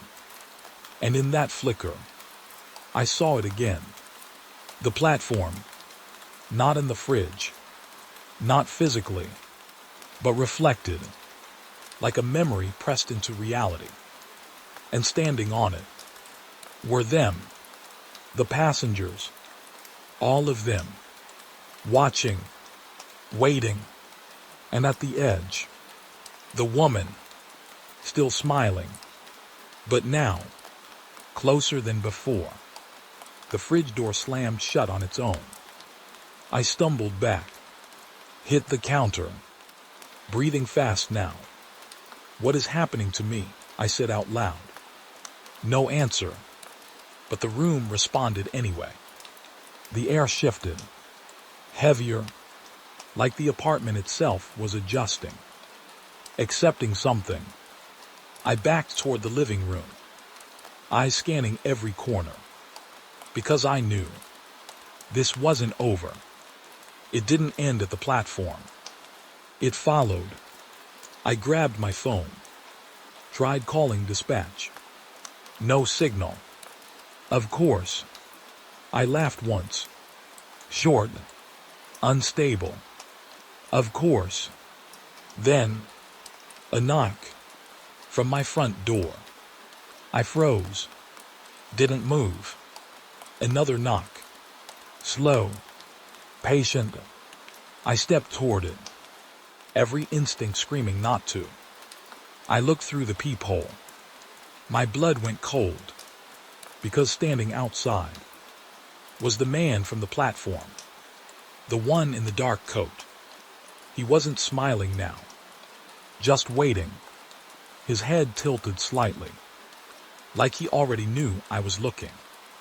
And then he raised his hand and pointed, not at the door, not at me, but behind me. I turned slowly. My apartment light flickered again, and in that brief darkness, I saw them, standing inside my room. The passengers, every single one, silent, waiting, and in the center, the platform sign, now fully real, standing where my coffee table used to be. The man's voice came through the door. Soft, calm, departure time unknown. The lights went out, and I finally understood. The platform didn't disappear. It just moved, and it chose where to wait next. The train shouldn't have stopped here. That was my first thought when the brakes locked in the middle of nowhere. No station, no platform, just endless dark fields on both sides of the track, and a silence so deep it felt like the world had lost signal. I checked the radio. Static, only static. Control, come in, I said. Nothing, not even a crackle back. I looked at the driver beside me. He wasn't touching the controls anymore, just staring forward, his face tight. Did you stop it? I asked. He slowly shook his head. No orders, he said. It just stopped responding. That didn't make sense. Trains don't just stop in dead zones. Not like this. Not in motion. The engine was still running. I could feel it. Low vibration under my boots. Alive but frozen in place. Like something had grabbed the train from the outside and decided we weren't allowed to move anymore. I leaned toward the window. Nothing but darkness outside. No lights. No poles. No signs of any track maintenance. Just open land. Too open. Where are we? I whispered. The driver didn't answer. He was looking at the dashboard now. All the indicators were flickering. Not braking. Not dying. Flickering like they were unsure what reality they belonged to. Then, the lights inside the carriage dimmed. Not fully. Just enough to feel it. A change. A pressure shift. Passengers started noticing. A murmur spread through the seats. What's happening? Are we stopping? Is there a problem? I walked down the aisle, trying to stay calm, trying to think logically. But the further I went, the more I felt it. Something wrong with the air. Not cold. Not warm. Just missing something. Like sound wasn't traveling properly. Like even footsteps were being swallowed. I checked my watch. The second hand had stopped. I blinked. Took it off. Tapped it. Nothing. It wasn't broken. It was paused. Just like everything else. I stopped mid-carriage. Looked out the window again. And that's when I saw it. A faint light, far in the distance, not moving, not blinking, just sitting there in the dark field like it had always been waiting for us. "Do you see that?" I called out. No one answered. I turned around. The passengers were still there, but something felt off. They weren't reacting. Not to me. Not to anything. They were just sitting, staring forward, exactly the way people sit when they're told everything is normal. But I knew it was, because now, the radio wasn't just silent. It was gone. No static. No frequency. Just absence. I walked back toward the front. The driver was still there, still staring, but now his hand was hovering over the brake lever. "Why aren't we moving?" I asked. He didn't look at me. "I didn't stop it," he said again. His voice sounded tighter now, like he was trying not to believe his own words. "Then who did?" I asked. He finally turned his head slightly. "Slow. Careful. I think," he said, "something outside did." A chill ran through me. I looked out again. The light in the distance was closer. Or maybe we were closer to it. It was hard to tell. Distance didn't feel reliable anymore. "Signal's completely dead," I muttered. The driver nodded. "That's what worries me." I frowned. "That's normal in dead zones." He shook his head. "No," he said quietly. "I mean completely dead, even internal systems, like the train isn't inside a network anymore." That word stuck. Not inside.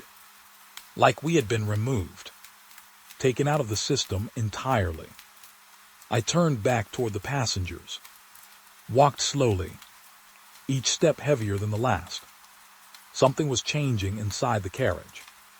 I could feel it, like the train was no longer part of the outside world, like it had been sealed inside something else. A separate layer, a place that didn't follow normal rules. Then, a sound, not from inside, not from outside, somewhere in between. A soft metallic click, like something locking. I stopped, looked down the aisle. The emergency lights flickered once, then stabilized. Too stable, like they had accepted a new power source. I moved forward again. "Hello," I called. No answer, but I noticed something now. The passengers weren't blinking. I stopped again, looked closer. A man near the window, eyes open, still, too still. I leaned closer. Slowly, my reflection in the glass overlapped his face. And for a second, I couldn't tell which one was real. I stepped back quickly. "What the hell?" I whispered. The train suddenly jolted. Not forward, sideways. A strange shift, like the tracks themselves had changed direction without moving. Passengers didn't react. Still no movement. Still no sound. The light outside grew brighter. Closer now. I felt it in my chest before I saw it properly. A low vibration, but not from the engine. From outside. Something approaching us. Or something we were approaching.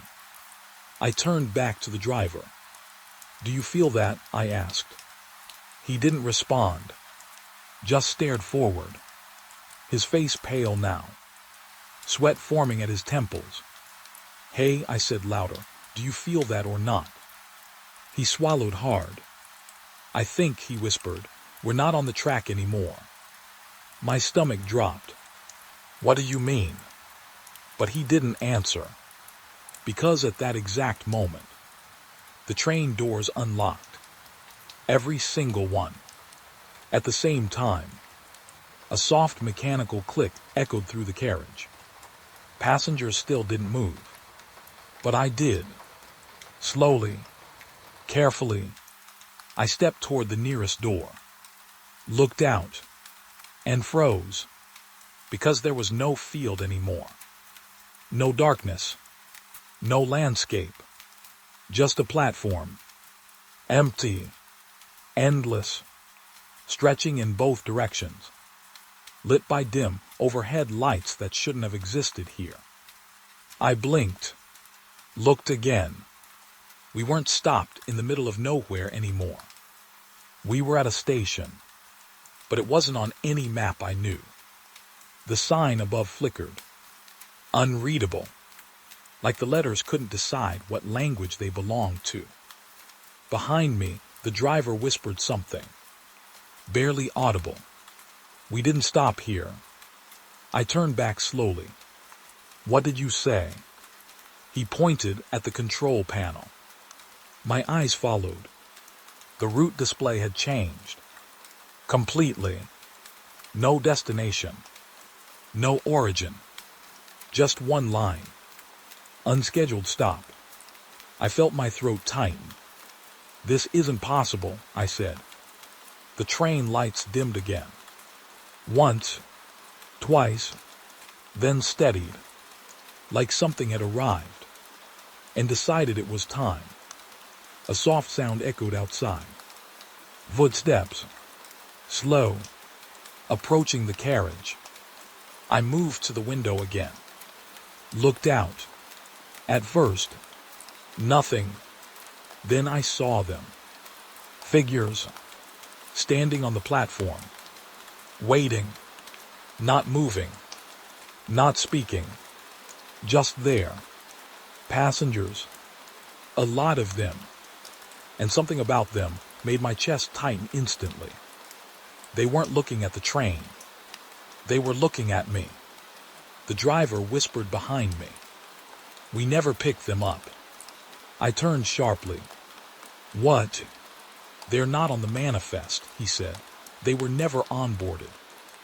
A cold realization crept in. Then why are they here? A loud metallic sound echoed through the carriage. The doors opened wider. Completely now.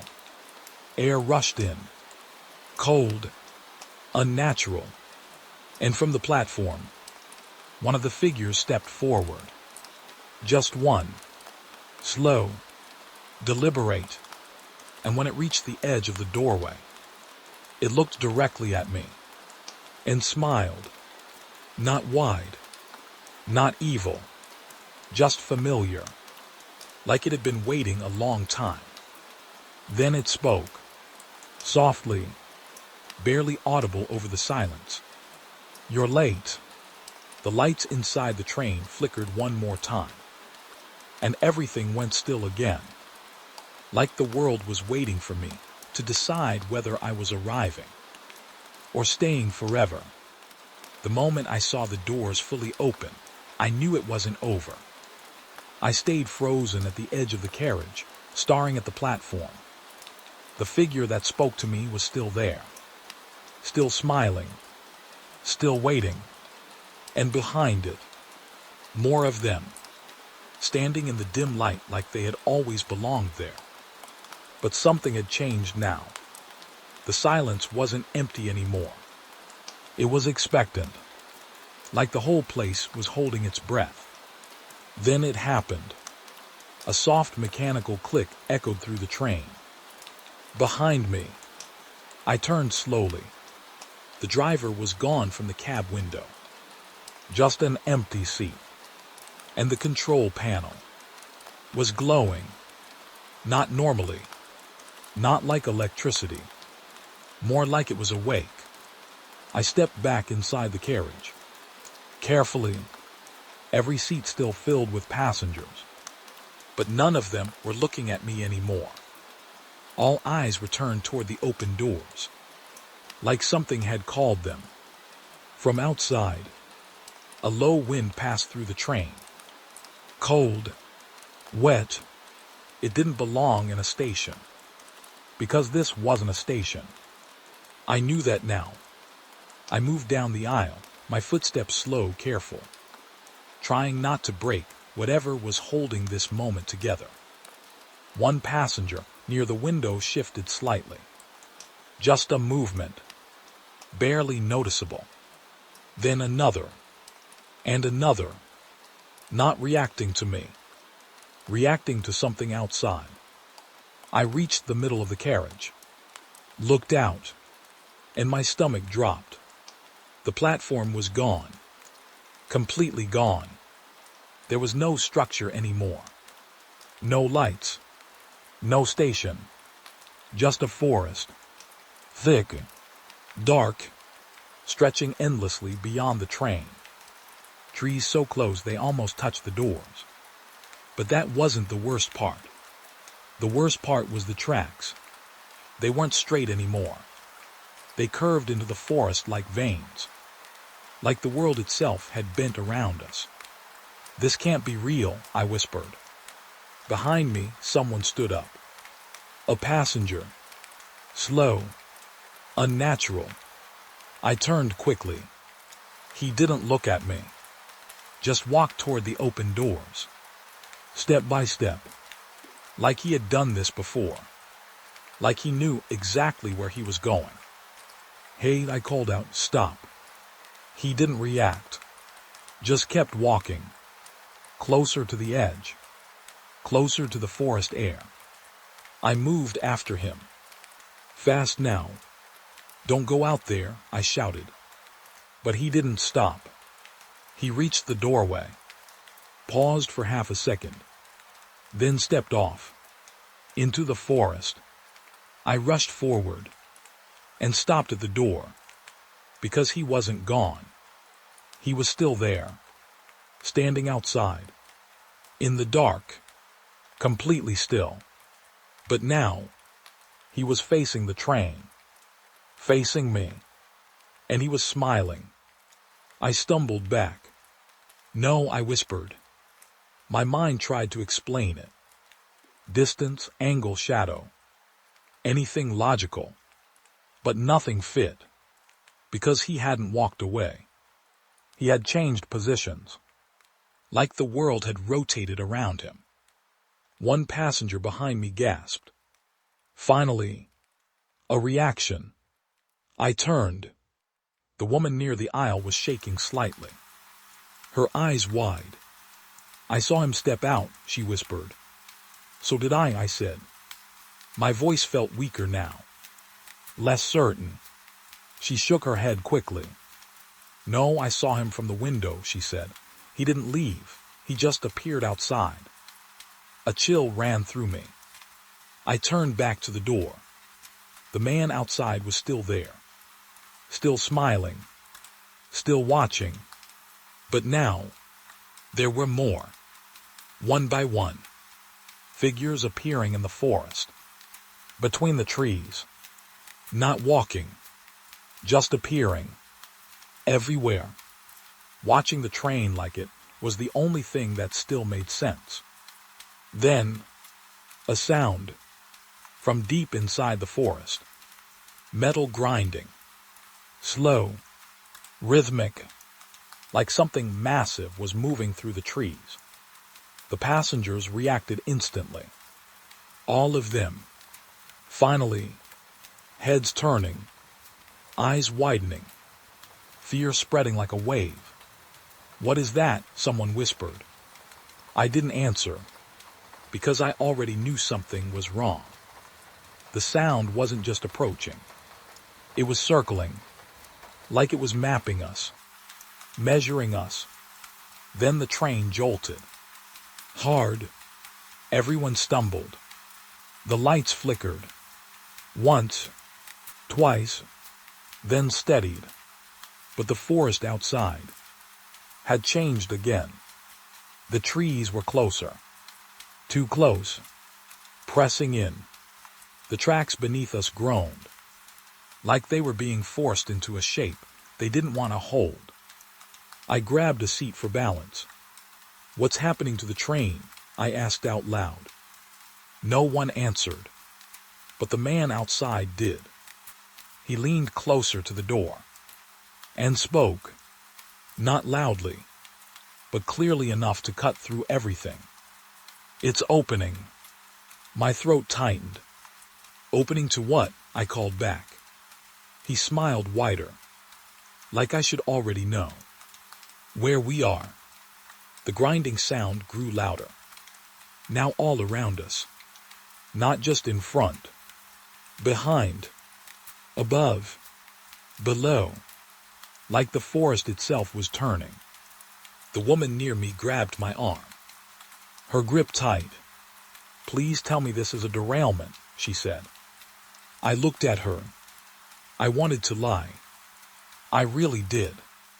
But I couldn't. Because I'd seen too many things now that didn't belong in reality. "I don't think we're on the track anymore," I said quietly. The words made her let go. Slowly, like she didn't want to believe them. Outside, the forest began to move. Not trees. Not wind. The space itself.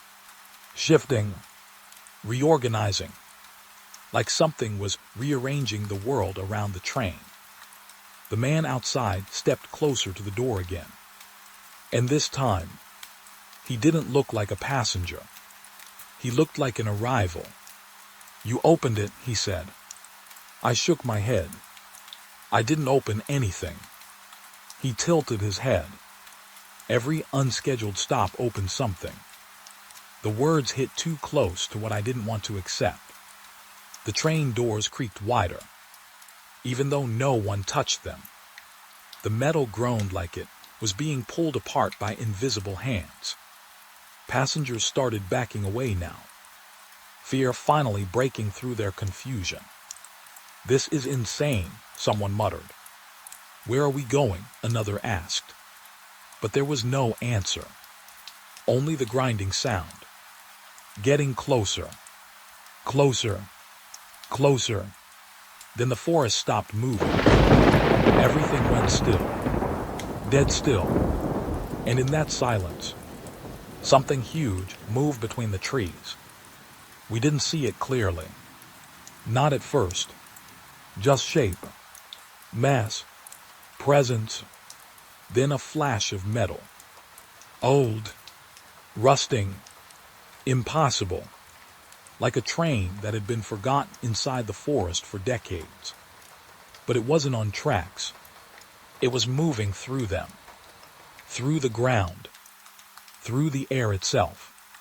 The passengers started panicking now. Shouting. Backing away. I felt my heart slam against my ribs. "What is that?" I whispered. No one answered. Because no one knew. The figure outside the door stepped aside slightly, like making room for it. The massive shape passed behind him, and for a brief moment, I saw it clearly. A train, but not like ours. Long, distorted, its windows glowing faintly, filled with silhouettes, standing, watching, just like ours. But wrong. Older. Heavier. Like it had been moving for longer than anything should exist. The woman beside me whispered, "It's coming toward us." And she was right. It was aligning. Not passing. Not crossing. Aligning. With us. Like two paths finally matching after being apart too long. The driver's voice suddenly crackled through the intercom. "Weak. Broken. Do not static. Repeat. Do not open any further doors." Then silence. The passengers froze again. Even the panic paused. Because now we had confirmation. This wasn't a malfunction. It was a rule. The man outside looked at me one last time and spoke softly. "You let us see you." I shook my head. I didn't do anything. But even as I said it, I felt it. The shift. The moment the train stopped being normal. The moment the doors opened without permission. The moment the world behind them responded.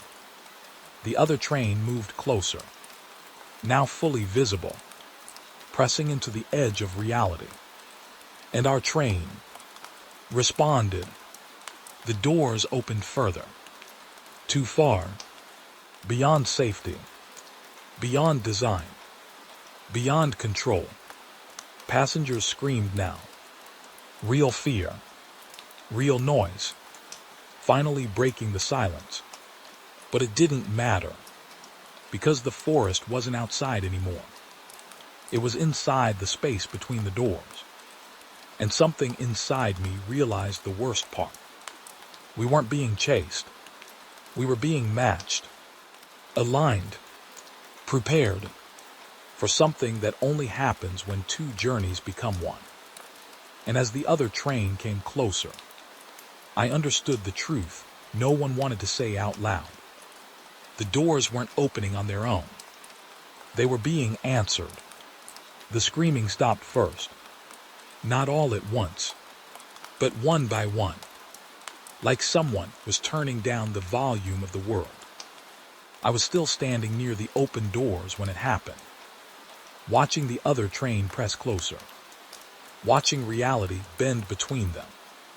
Then, everything froze. No movement outside.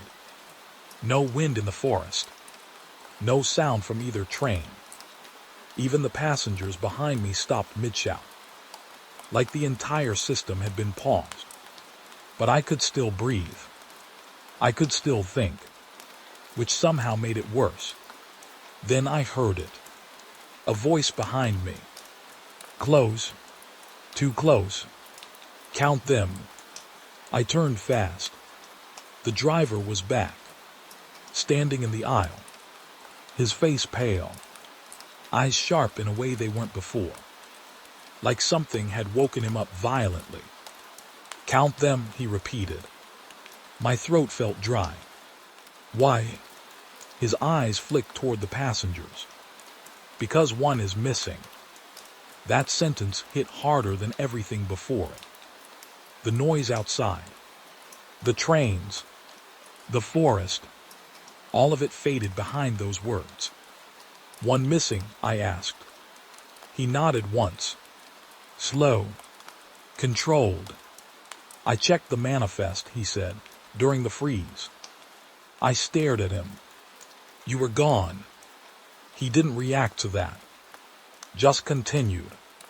There were 27 passengers when we stopped, he said. Now there are 26. I looked around immediately.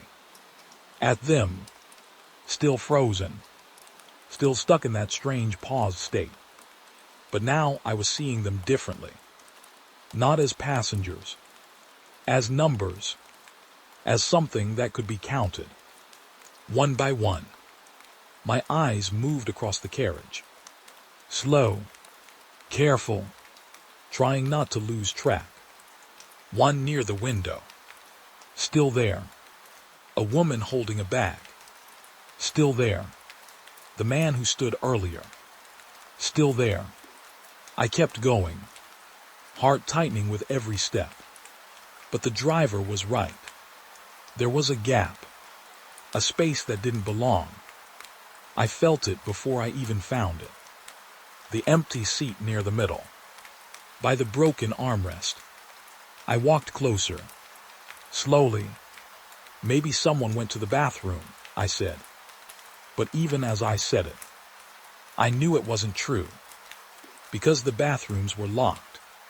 The system had sealed them when the anomaly started. The driver shook his head. No one moves during alignment. Alignment, I asked. He didn't answer. Instead, he walked past me, heading toward the empty seat. I followed, each step heavier than the last. The air inside the carriage felt different now. Thicker, like it was remembering something it wasn't supposed to. We reached the empty seat. The driver crouched slightly, looked under it, then stood back up slowly. His face tightened. Not here, he said. My stomach dropped. What do you mean, not here? He pointed to the floor. The space is clean. I frowned. That doesn't mean anything. But he shook his head. It does, he said quietly. If someone was pulled out, there would be residue. Residue. He nodded once. Trace distortion, a mark in the alignment field. I didn't like any of those words. None of it sounded real. But I still looked. And I saw it. A faint mark on the floor. Almost invisible. Like heat that had been pressed into metal and then erased too quickly. A shape. Not blood. Not damage. Something in between. My throat tightened. Okay, I whispered, so they're gone. The driver didn't correct me, which somehow made it worse. Outside, the frozen world began to tremble slightly.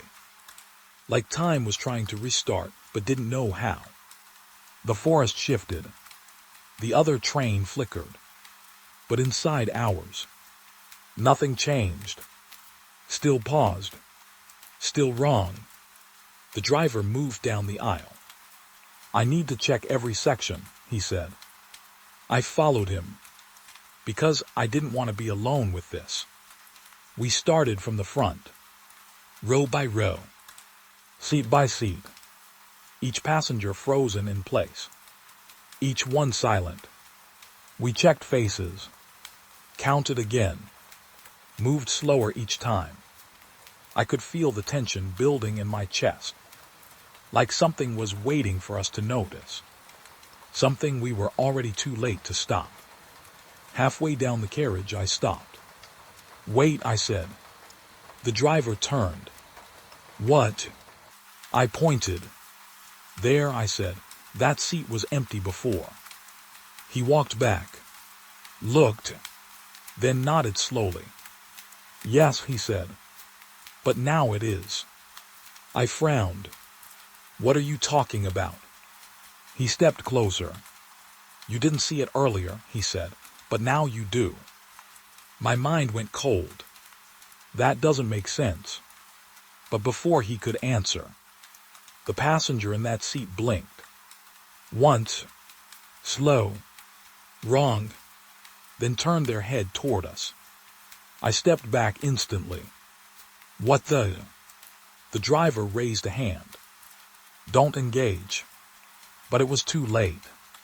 The passenger smiled. Not like the others. Not frozen.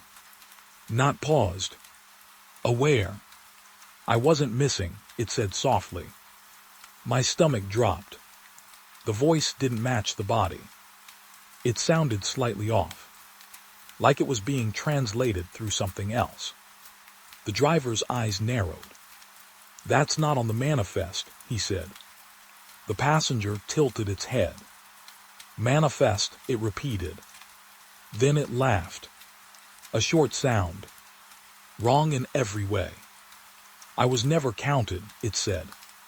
The air around us shifted. The frozen passengers didn't react. Only this one was alive. Or something pretending to be. The driver stepped forward. Where did you come from? He asked. The passenger smiled wider. I was already here, it said. You just didn't look correctly. I felt my hands shake. Then who is missing? I whispered. The passenger's eyes slowly moved to me. And held. You're asking the wrong question, it said. My heart hammered. The driver moved closer.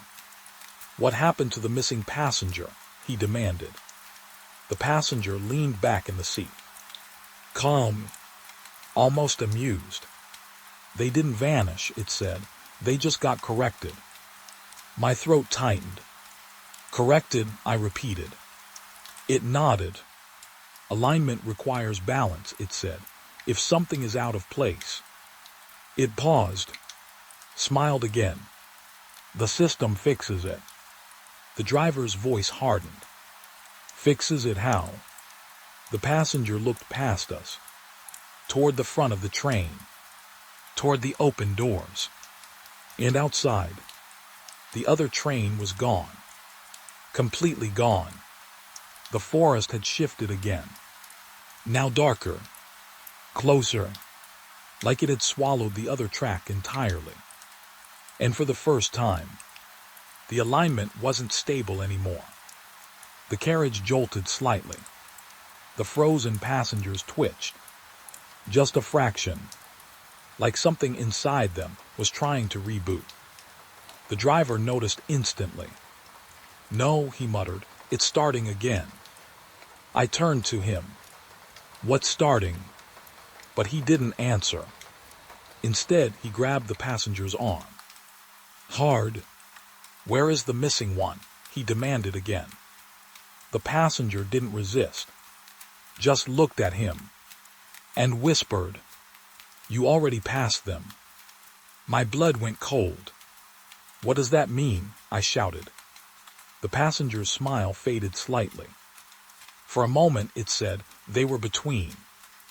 I felt my stomach drop further. Between what? It turned its head slowly. "States." The train groaned. The frozen world outside began to ripple harder now, like reality itself was tearing back into motion. The passenger stood up, slowly, naturally, like it had always been able to move. "I think you should sit down," it said softly. The driver stepped back. For the first time. Hesitation. I grabbed his arm. "What do we do?" I asked. He didn't answer immediately, because he was watching something behind me. I turned, and my breath stopped. One of the seats, near the window, was empty again. But this time, I remembered it was never empty. The memory of the passenger there was already fading, like it was being erased in real time. The driver whispered, "It's not missing." I looked at him. "What then?" He swallowed hard. "It's being reallocated." The carriage lights flickered. Once, then twice. The frozen passengers began to move again. Slowly, incorrectly, like they were waking up into a different version of themselves. The passenger in front of us smiled one last time and said, "Now you understand." Then it stepped back and disappeared. Not walking, not fading, just gone, as if it had never been assigned a place at all. The carriage shook violently, the alignment finally breaking. And as the system tried to correct itself, I realized the worst part. If someone could vanish without leaving, then the count was never stable to begin with. And the missing passenger might not be gone at all, just waiting to be counted again. It was watching us. That was the first thought that hit me when the carriage stopped shaking. Not broken, not derailed, just paused again, like the train had learned how to breathe between moments. Outside the windows, the forest wasn't still anymore. It was waiting, and I don't know how else to explain it. Waiting like something that already knew the ending. The driver didn't move for a long time. His hand was still halfway raised, like he was ready to grab something that was no longer there. The empty seat where the passenger vanished felt heavier now. Not empty, occupied by absence. That's the only way I can describe it. Then the driver spoke, barely above a whisper. It didn't just remove them. My throat felt tight. What didn't? He didn't look at me. The system, he said, the alignment field. I forced myself to breathe. Then where did they go? That's when the lights flickered. Just once. And outside the window, something blinked back. I froze. At first, I thought it was reflection. My own face. The dim shape of the carriage. But then it moved. Not outside. Not inside. Between. A shape pressed against the glass from the other side of reality. No clear body. No clear edges. Just the suggestion of a face forming where the forest should have been. I stepped back without thinking. "What is that?" I whispered. The driver finally looked, and his expression changed. That's what scared me most. Not fear. Recognition. "That's not new," he said quietly. My skin went cold. "What do you mean, not new?" He didn't answer right away. Instead, he walked toward the window. Slow. Careful. Like approaching something that had already seen him before. The shape outside tilted slightly. Like it noticed him too. The driver spoke under his breath. "They remember." I turned sharply. "Who remembers?" He pointed outside. "The hollow." I stared at him. That's not an answer. But then the glass fogged. Not from heat. Not from breath.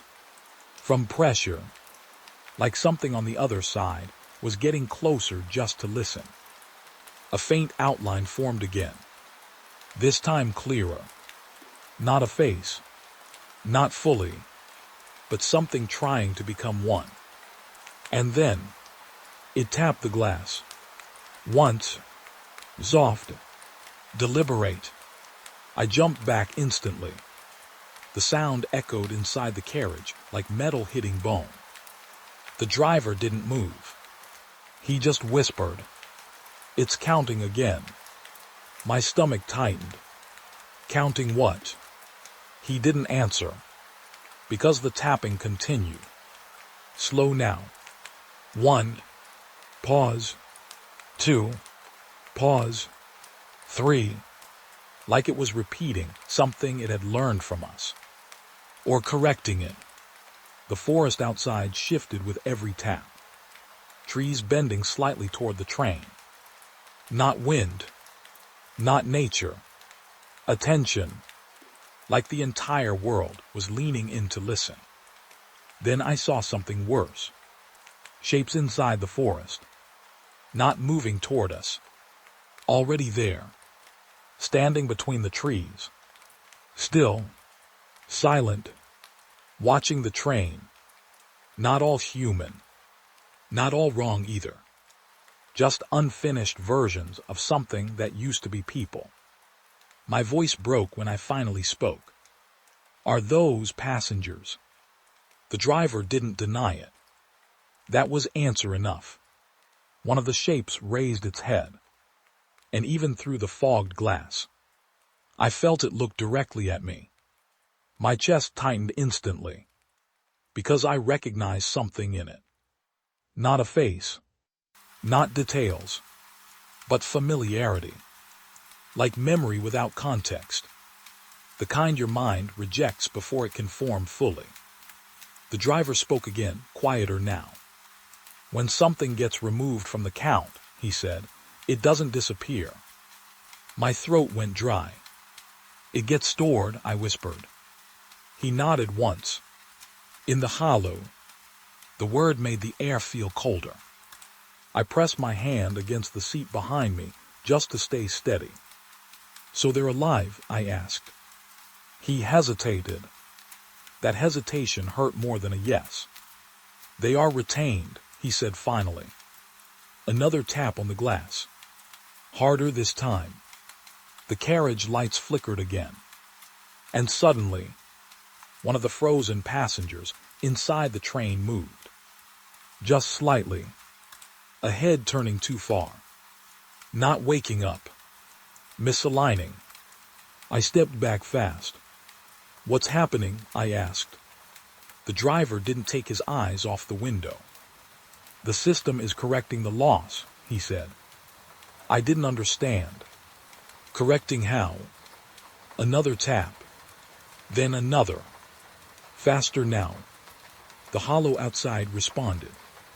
All the shapes in the forest began to move their heads at the same time. Not toward the train. Toward something behind it. Like they were listening to a second version of reality. The driver's voice dropped lower. It's trying to rebuild the missing count. My chest tightened. You said it stores them. It does. Then what is it rebuilding? He finally looked at me. And I wish he hadn't. The version where they never left. The train shook slightly. Not physically. Something deeper. Like the idea of the train was being rewritten. The windows flickered. For a second, I saw the carriage empty. No passengers. No driver. Just seats repeating into darkness. Then it snapped back. And every passenger was looking at me. All of them. Not frozen anymore. Not fully awake. But aware enough. Their eyes didn't match their bodies. Like something inside them had shifted without permission. I stumbled back. No, I whispered. No, this isn't right. The driver grabbed my arm. Hard. Don't let it complete the count, he said quickly. What count? I shouted. But he didn't answer. Because the tapping stopped. Silence fell over everything. Even the forest. Even the hollow shapes. Everything paused again. Like the world was holding its breath. Then, from the speaker above us, a voice came through the train system. But it wasn't mechanical. It was soft. Familiar. Human. Passenger count incomplete. My blood went cold. The driver swore under his breath. The voice continued. Recalibration required. The lights dimmed. One by one. And in that fading light, I saw something impossible. The empty seat. The one that started this. Wasn't empty anymore. Someone was sitting there. I couldn't see their face clearly. Just the outline. Still.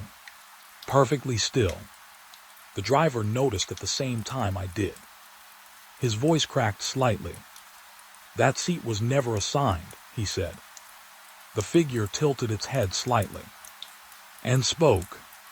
Not through the speaker. Not through sound. But directly inside my head. You didn't finish counting. My legs almost gave out. The driver stepped forward. Stop this, he said sharply. But the figure didn't react to him. Only me. Always me. You missed one, it repeated. I shook my head fast. No, we counted everyone. The figure leaned forward slightly.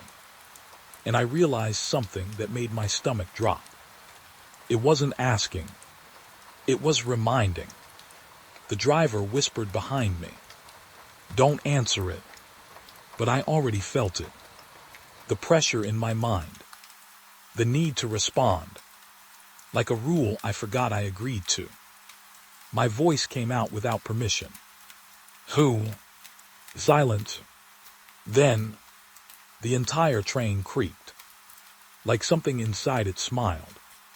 The figure in the seat slowly raised a hand. And pointed. Not at the passengers. Not at the driver. At me. The hollow outside, the window responded instantly. All the shapes turned. Now looking directly into the carriage. Directly at me. The driver grabbed my shoulder hard. Don't let it assign you, he said urgently. But it was too late. Because I could feel it now. The count wasn't about numbers. It was about placement. And something in the system had already started shifting my position. The speaker crackled again. Final adjustment required. The lights went out. Complete darkness. But I could still see them. All of them. Inside the hollow. Outside the train. Inside the seat. All watching. All waiting. And in that darkness, the figure whispered one last thing. You were always the missing one. Then everything moved at once. The train jolted forward. The forest screamed without sound, and the count restarted. The first thing I noticed was the smell. Old stone, wet metal, and something underneath it, like burned air that never fully cooled down. I stood at the mouth of Tunnel 88 and told myself it was just another inspection, just another report, just another job. But the darkness inside didn't feel empty. It felt occupied. My radio crackled. Inspection Order 88 confirmed. Proceed with caution. Structural integrity unknown. I didn't answer because I was already staring into the tunnel, and something about it felt wrong in a way I couldn't explain. The entrance wasn't just dark. It looked sealed. Not physically, but like the world had decided not to continue past that point. Behind me, the old railway yard was silent. No workers. No wind. Even the birds were gone. I checked my flashlight twice. Stupid habit. Like it mattered against something like this. Then I stepped forward. The moment my boots crossed into the tunnel, the temperature dropped. Not gradually. Instantly. Like I had stepped under ice instead of rock. The beam of my light cut through the dark, revealing old tracks. Rust-covered, half buried in dust, and strangely clean in places. Too clean, like something had passed through recently. My radio hissed again, this time longer. Then a voice came through. Not dispatch, not control, something older. Inspection acknowledged. I stopped walking. My breath caught in my throat. Who is this? I said into the radio. Silence answered me. Then, continue inspection. I looked back toward the entrance. The light outside looked far away now. Smaller, like the tunnel was stretching behind me. I told myself it was just perspective. Just fear. Just my mind playing tricks in the dark. But then I saw it. A marking on the wall. Fresh. A number scratched into the stone. My stomach tightened. I hadn't even reached checkpoint markers yet. I moved closer. Ran my fingers over it. The scratch was new. Not decades old. Fresh enough that dust hadn't settled inside it. That's when I noticed something worse. The scratch was on both sides of the tunnel. Left wall. Right wall. Same number. Same depth. Like something had written it from both directions at once. My radio crackled again. Record status, the voice said. I swallowed hard. This tunnel is supposed to be closed, I said. A pause. Then, it is closed. I frowned. Then why am I inside it? Silence again. Longer this time. Then the voice replied. Because you are confirming closure. My grip tightened on the flashlight. That doesn't make sense. But even as I said it, I felt it. A pressure in the air. Like the tunnel was listening. Not just hearing me. Waiting for me. I kept walking. The deeper I went, the more the tunnel changed. The walls weren't just stone anymore. They looked layered. Like different versions of the same tunnel existed in the same space. Old paint. Fresh scratches. Collapsed sections that shouldn't have been physically possible beside untouched rock. And footprints. That's when I stopped completely. There were footprints in the dust. Not mine. Too many. Too scattered. Like people had been running in circles. My light followed them. They didn't go forward. They didn't go back. They looped. Always looping. Around the same section of tunnel. I crouched down. Touched one. The dust wasn't dry. It was slightly damp. like it had been stepped on moments ago. My radio hissed again. Do not deviate from inspection path. I stood up fast. There is no path, I said. This tunnel collapsed years ago. The voice replied instantly. Then you should not be here. That hit harder than I expected, because it didn't sound like a warning. It sounded like confusion, like even the system didn't understand why I existed inside this space. I kept moving, because stopping felt worse. The tunnel started narrowing, or maybe I was just noticing it now. The air became heavier. Every step echoed too long, too clearly, like the tunnel was repeating my movement after I made it. Then I heard it. Footsteps behind me. I froze, turned fast. Nothing, only darkness. But the sound didn't stop. It continued, matching mine. One step behind. Always one step behind. I lifted my radio. Control, I have movement behind me. No response. Only static. Then a new voice came through. Closer. Not through the radio this time.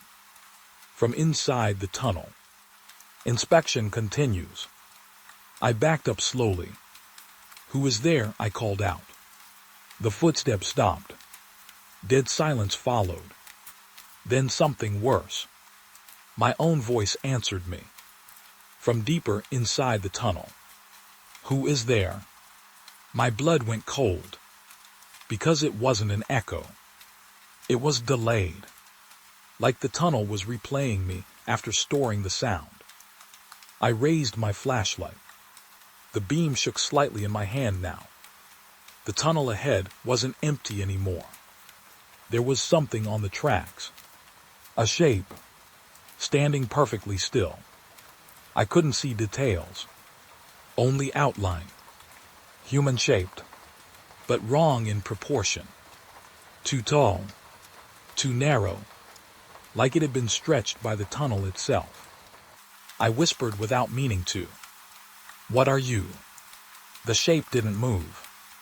But the voice came again. Not from it. From everywhere. Inspection Order 88. My chest tightened. That's me, I said. A pause. Then, no, it replied. That is what you are confirming. The tunnel lights, if they could even be called that, flickered once. And suddenly, I realized something that made my stomach drop. There were more shapes now. Behind it. Inside the walls. Not stepping out. Just present. Embedded. Like the tunnel was remembering them wrong. My radio suddenly came alive again. Loud static. Then a final transmission broke through.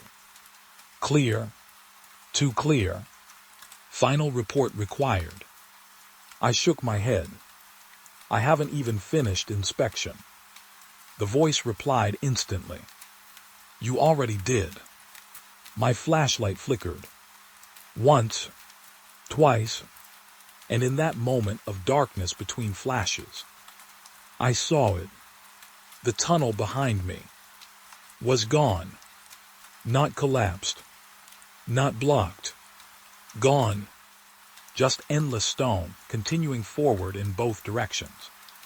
No entrance. No exit. Only continuation. I turned back toward the shape ahead. It had moved closer. Without footsteps. Without sound. Now I could see its face. Or what was supposed to be one. It looked like mine.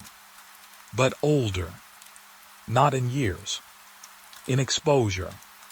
Like it had been inside the tunnel longer than time allows.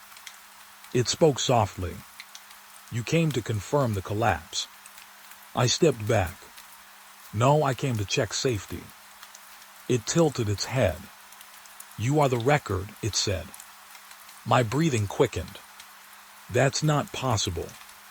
The tunnel answered for it. It is already written.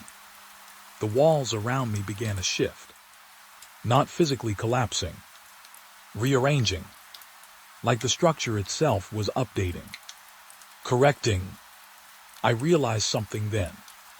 The tunnel wasn't abandoned. It was active, still running its system, still completing its last order. And I had walked into the role meant to finalize it. The shape stepped closer, and this time I couldn't move. My body felt assigned, like resistance wasn't part of the script anymore. My radio crackled one final time. A soft voice, almost gentle now. Inspection complete. I tried to speak, but the tunnel spoke first. Record accepted. The flashlight died.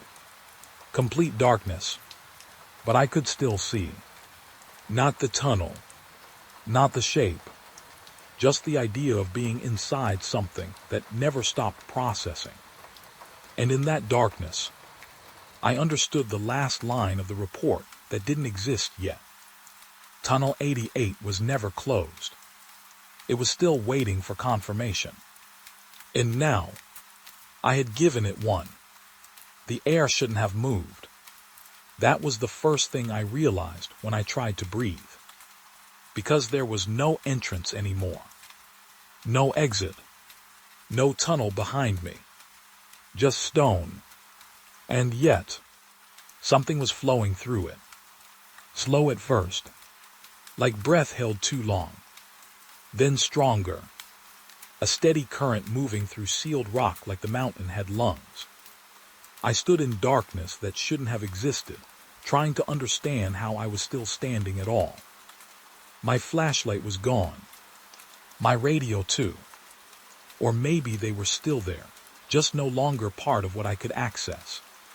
Time felt misaligned, like it had lost its direction. Then I felt it. The wind. Cold. Soft. Coming from nowhere. Not behind me. Not ahead. Just through me. I froze instantly. Because wind needs space. It needs openings. This tunnel had none. But the air moved like something was walking through the walls. Not breaking them. Using them. A slow pressure passed by my shoulder. Then again. Like something packing. I swallowed hard. Hello, I tried to say. My voice came out weaker than expected. The sound didn't travel.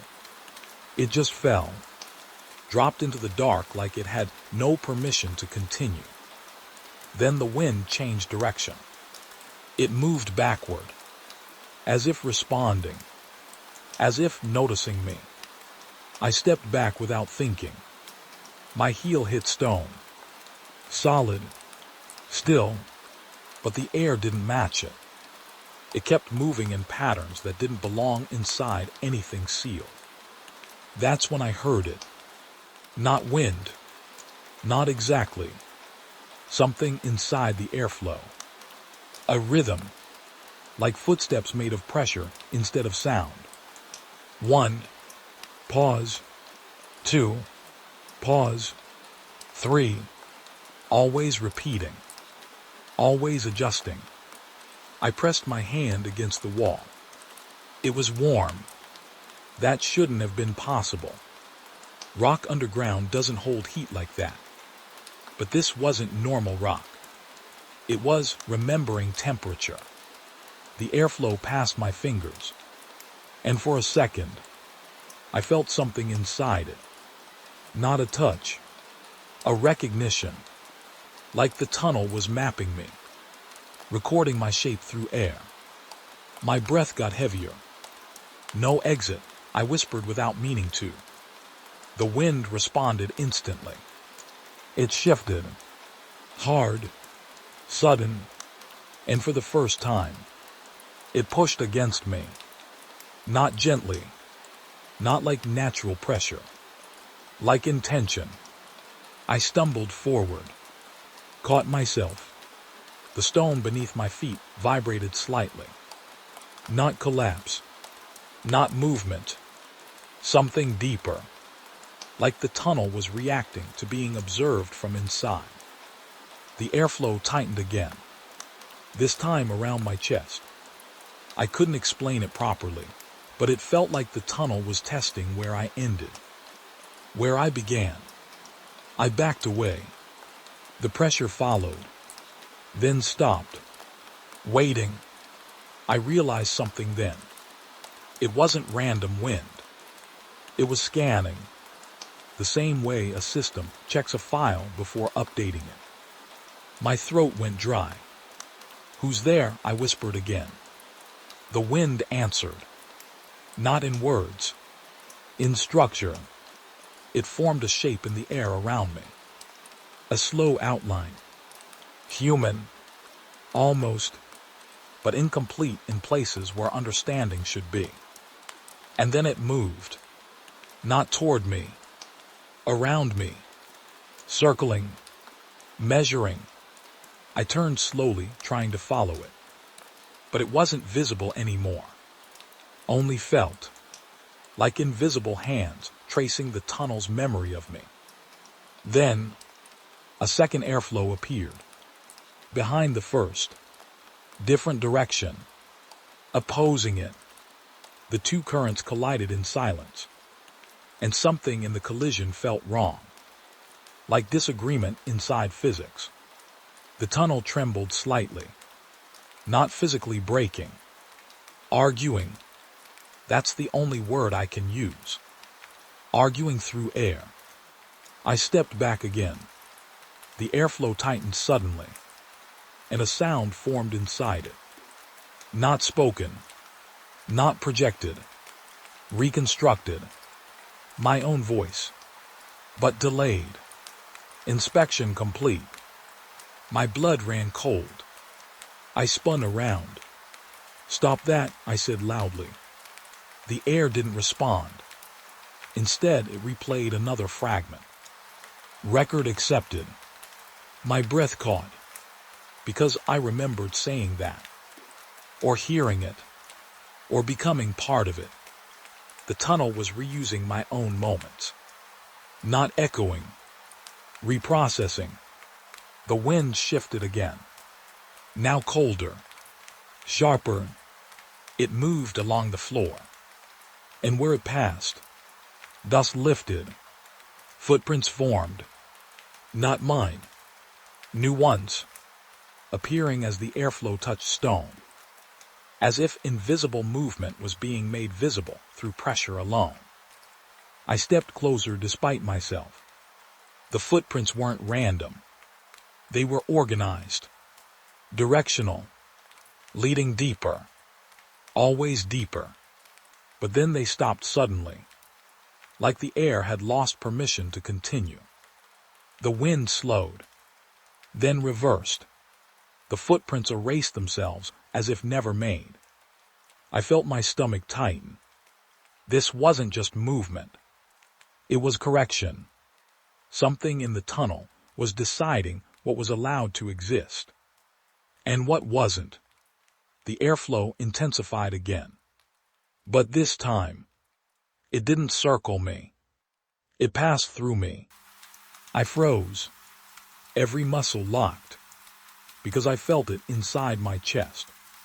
Cold, measuring, not hurting, not touching, just checking. Like it was confirming I matched something already stored. I couldn't breathe for a moment, and when I finally could, I heard something I didn't expect. A second breathing, inside the tunnel. Not mine, not the wind. Something else using the airflow to exist. My eyes widened. The wind stopped immediately. Complete silence followed, like it realized I noticed. I whispered, "What are you?" No answer, but the temperature dropped, and the airflow split again, this time forming multiple directions, conflicting patterns, like several versions of the tunnel were trying to move at once. The walls trembled faintly, not collapsing, rewriting. I backed away slowly, and the air followed. All of it, every direction, like I had become the center of the system's attention. Then I saw something worse. In the airflow ahead, a shape formed, not fully visible, but stable, standing where no solid form existed. And it was facing me. The wind around it moved differently, like it obeyed it. Not the tunnel, not physics. It stepped forward, or at least the air around it did. And I felt it speak. Not sound. Instruction. You are outside alignment. My throat went dry. No, I whispered, I'm just inspecting. A pause. Then the wind tightened again. No inspection remains, it replied. My heart pounded, because that matched what I was starting to fear. There was no tunnel left to inspect, only the process of being recorded inside it. The airflow surged again, harder now, pushing me back, not violently, decisively, like something closing a file. I tried to resist, but the pressure increased. The tunnel was deciding my position again, reassigning, correcting. The wind whispered through everything at once. Airflow requires completion. My vision blurred slightly, not from lack of air, from overload, like the tunnel was writing itself through me. And I realized something terrifying. The airflow wasn't inside the tunnel. The tunnel was inside the airflow. And I was just something passing through it incorrectly. The pressure increased one last time, and everything went silent again. But this silence felt different. Not absence. Finality. Like something had finished adjusting. And in that stillness, I understood the message hidden inside the wind. There was no way out, because the system didn't have exits, only states, and I had already been moved into one that hadn't been finalized yet. The first voice came when I stopped trying to breathe. Not because I wanted to, because I couldn't tell if I still needed air. The tunnel, or whatever I was inside now, had stopped feeling like space. It felt like memory, and memory doesn't need oxygen, just repetition. That's when I heard it. A voice, soft, clear, too clear. Don't turn around. My body froze instantly, because I knew that voice. It wasn't mine, but it sounded like someone I had worked with before. Someone from the old recovery teams. Someone I was told died years ago in a collapse report I never read fully. My throat went dry. I whispered anyway. Rafik. Silence. Then, yes. My stomach dropped. No echo. No distortion. Just direct response. From behind me. I didn't move. Not even my eyes. Where are you? I asked quietly. A pause. Then the voice answered again. Still down here. Something in my chest tightened, because the tunnel was supposed to be sealed. Dead. Collapsed decades ago. No access. No survivors. That was the official record. But the voice didn't sound like a memory.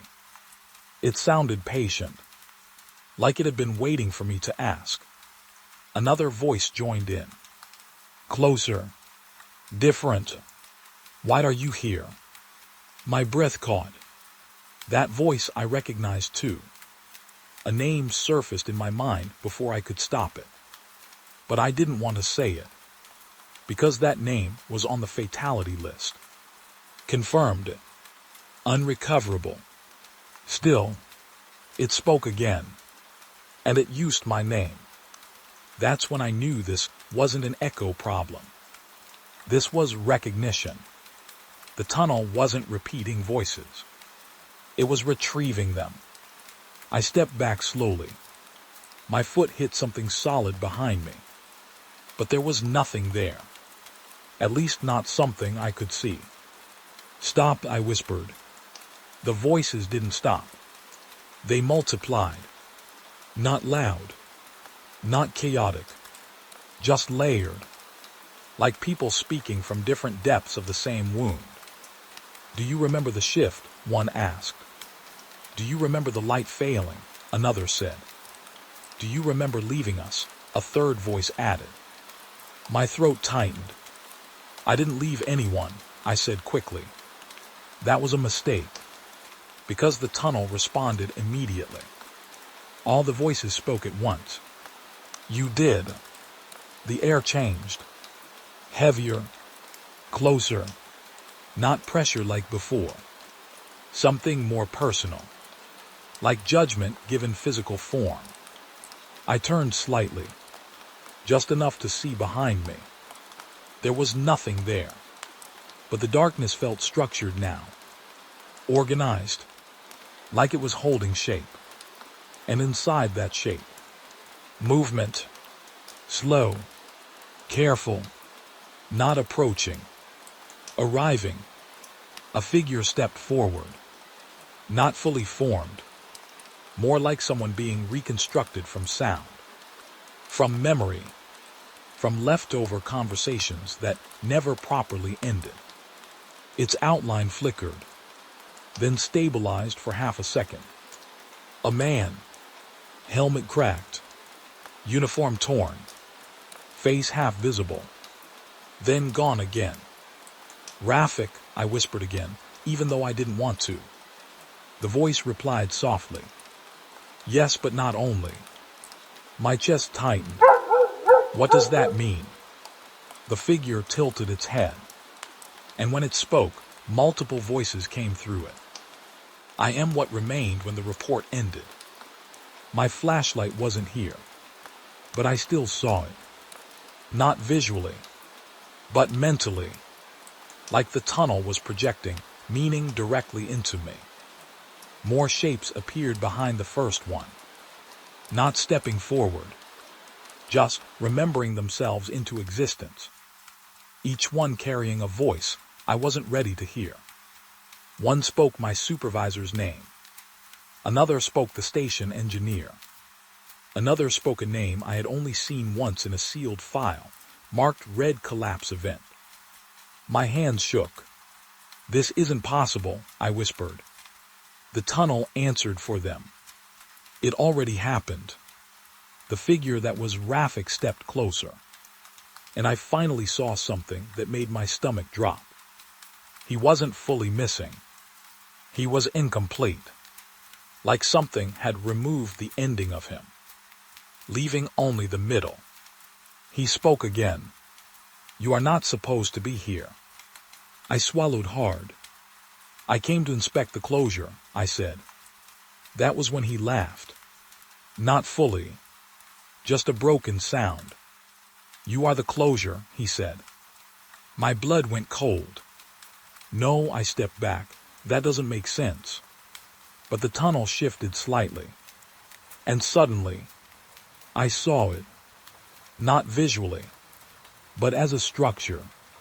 The collapse wasn't an event. It was an ongoing condition. Still active, still processing, and everything inside it was still being categorized. My breath quickened. "That tunnel, it killed you," I said. Rafik shook his head slowly. "No," he replied, "it stored us." The word hit harder than I expected. Stored. Not dead. Not gone. Stored. Like data that never finished uploading. The voices around him began speaking again. But now they weren't confused. They were aligned.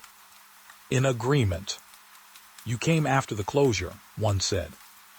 "But closure never completed," another added. "Because someone was still inside," a third voice whispered. My stomach dropped. "No," I said quickly. There was a full evacuation. The tunnel responded instantly. Evacuation incomplete. The air tightened. I felt something shift behind my thoughts. Not inside my head. Around it. Like the tunnel was correcting my understanding. Rafik stepped closer. And this time I saw something worse. He wasn't moving through space. He was being pulled forward by recognition. By being remembered incorrectly. "You should not remember us," he said softly. My throat went dry. "I don't remember you," I said. That was the truth. At least I thought it was. But the tunnel disagreed. Because suddenly, memories I didn't have started appearing. Not like visions. Like corrections. A briefing room. A collapsed map. Names being read aloud. A warning I never acknowledged. A door sealing behind people I couldn't see clearly. My hands shook. "No," I whispered. But the tunnel continued anyway. "Memory mismatch detected," it said through all voices. The figures around Rafik stepped forward slightly.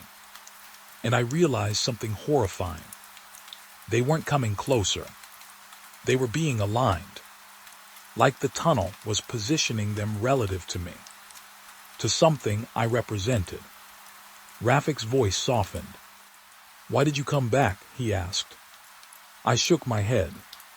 "I didn't come back," I said. But even as I said it, I wasn't sure anymore. The tunnel responded. Return confirmed.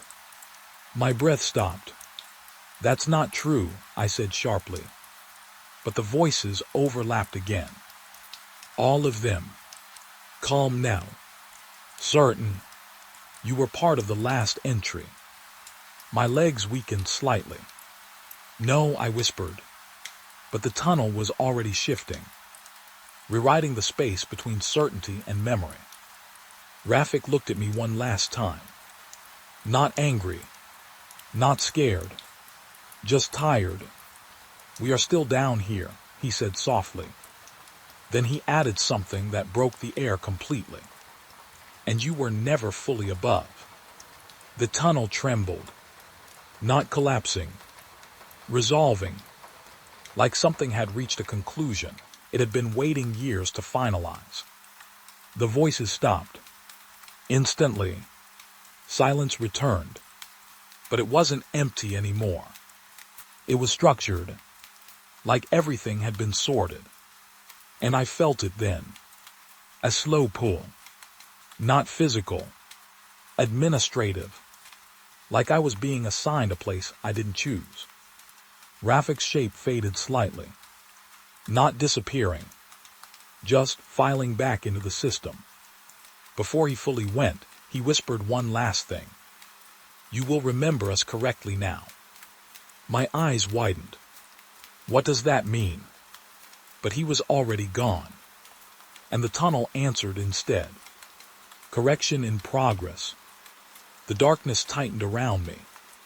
Not as absence. As confirmation. And somewhere deep inside it, something began to rewrite my version of what down there meant. It started as a hiss on a dead channel. No voice, no words at first, just static like something breathing through broken metal. I was alone in the control room when I heard it. Night shift, same as always, empty building, old fans turning slow like they were tired of existing, the kind of silence that makes your thoughts sound too loud. Then the radio lit up. Channel 37, officially shut down 5 years ago. I stared at the panel because it shouldn't have been possible. That frequency was sealed, physically removed from the system after the North Line collapse. Still, the light was on. And then the sound came again. Not random this time. A pattern. 3 short bursts, one long, then silence. I felt my hand stop halfway to the switch, because I knew that pattern. Every rail officer knows it. Distress code. But this one was wrong. because no trains run on that line anymore. I pressed the receiver anyway. Control station, identify yourself. Only static answered. Then something else slipped through. A voice. Soft close, too close. Is anyone there? My stomach tightened. That wasn't radio distortion. It had weight, texture, like someone speaking with their mouth right against the mic. I looked at the log sheet in front of me. My pen was still moving from earlier notes, but my handwriting suddenly felt wrong, like someone else had used my hand. I checked the system panel again. Dead frequency, still marked inactive. And yet the signal was getting stronger. I adjusted the gain. The room filled with static so loud, I felt it in my teeth. Then the voice came back clearer. We are still waiting. I froze, because it wasn't one voice anymore. There were multiple layers under it, like people stacked on top of each other, speaking through the same broken channel. I should have shut it down. I know that, but my finger didn't move. Instead, I did something worse. I checked the origin timestamp. The system blinked. No source found. I blinked back. Then the screen refreshed. One source DATSETD. Location, Line 6 North Collapse Tunnel. My breath caught. That tunnel doesn't exist anymore. It was buried after the collapse, concrete sealed, rails removed, officially erased from every operational map. We were told nothing could come through it again. That's what they told us. But the radio was still speaking from it. And now it was saying something new. My name. I didn't realize I had leaned closer until the speaker crackled again. You're late. My mouth went dry. That wasn't recorded data. That wasn't looping noise. It was responding. To me. I reached for the shutdown switch, but the lights flickered before I could touch it. The entire panel dimmed like something had drained power from the system. And in that darkness, the voice changed tone. Less static. More human. We waited for you. I stepped back from the console. My chair scraped behind me, too loud in the silence. I checked the security feed. All empty tracks, normal night, fog rolling in over the outer yard. Except for one thing. A train marker. Blinking on the monitor. No identification number. No scheduled entry. Just a single icon, moving along a track that shouldn't exist. I zoomed in. The system hesitated before updating the image. And when it finally did, I wish it hadn't. Because there was a train. Not fully visible, not fully real, like the camera couldn't decide if it was allowed to see it. Dark cars, old design, the kind decommissioned decades ago. And inside the windows, shapes, standing too still, watching. Then the radio burst again. Louder this time. Open the line. I shook my head without thinking. No, that line is sealed. My voice sounded weak even to me. The radio didn't care. You sealed it with us inside. My skin went cold. I pulled up the archive logs fast, searching the collapse report. My fingers moved too quickly, slipping over keys. North Tunnel Incident, Year 14 report. Access DNID. Another try. Access DNID. A third attempt. Then suddenly, the file opened on its own. No password. No prompt. Just text. All crew PRESUMED lost after structural failure. I read it once. Then again. But something was wrong with the formatting. The names of the crew, they were still there. Not marked dead. Not marked missing. Just unfinished. Like the system never closed their records. The radio clicked again. And this time it wasn't a voice. It was footsteps. Metallic, slow, echoing through the channel like something walking inside the frequency itself. I backed away from the console, heart pounding now. And that's when the building lights outside the room flickered. Not inside power. Outside. Down the corridor. I turned slowly toward the glass door. Nothing there at first. Then a reflection appeared behind me in the glass. A train car. Right behind the control room wall. Impossible angle. No track. No entry point. But it was there. And the doors were open. The radio whispered again, softer now. You are part of the schedule now. My throat tightened. I grabbed the emergency cutoff key and tried to shut the system down manually. Nothing responded. The controls were dead. Like the entire station had stopped listening to me. Then the speakers made one final sound. Not static. Not voice. Breathing. Heavy, patient. Inside the radio. I stepped back again until my heel hit the wall. And the train outside the glass moved. Not forward. Just slightly closer. Like it had noticed me noticing it. The windows were clearer now. I could see faces. Or what looked like faces. Pressed close to the glass from the inside. Watching the control room. Waiting. And then one of them lifted a hand. Waving. Not fast. Not frantic. Like they had all the time in the world. My radio cracked one last time. And this time, the voice didn't come through the speaker. It came from the hallway behind me. Soft. Right behind my ear. Dispatch confirmed. I didn't turn. I couldn't. Because I understood something then. This wasn't a transmission. It was a return signal. Something that had been sent years ago, finally answering back. The lights in the room dimmed further.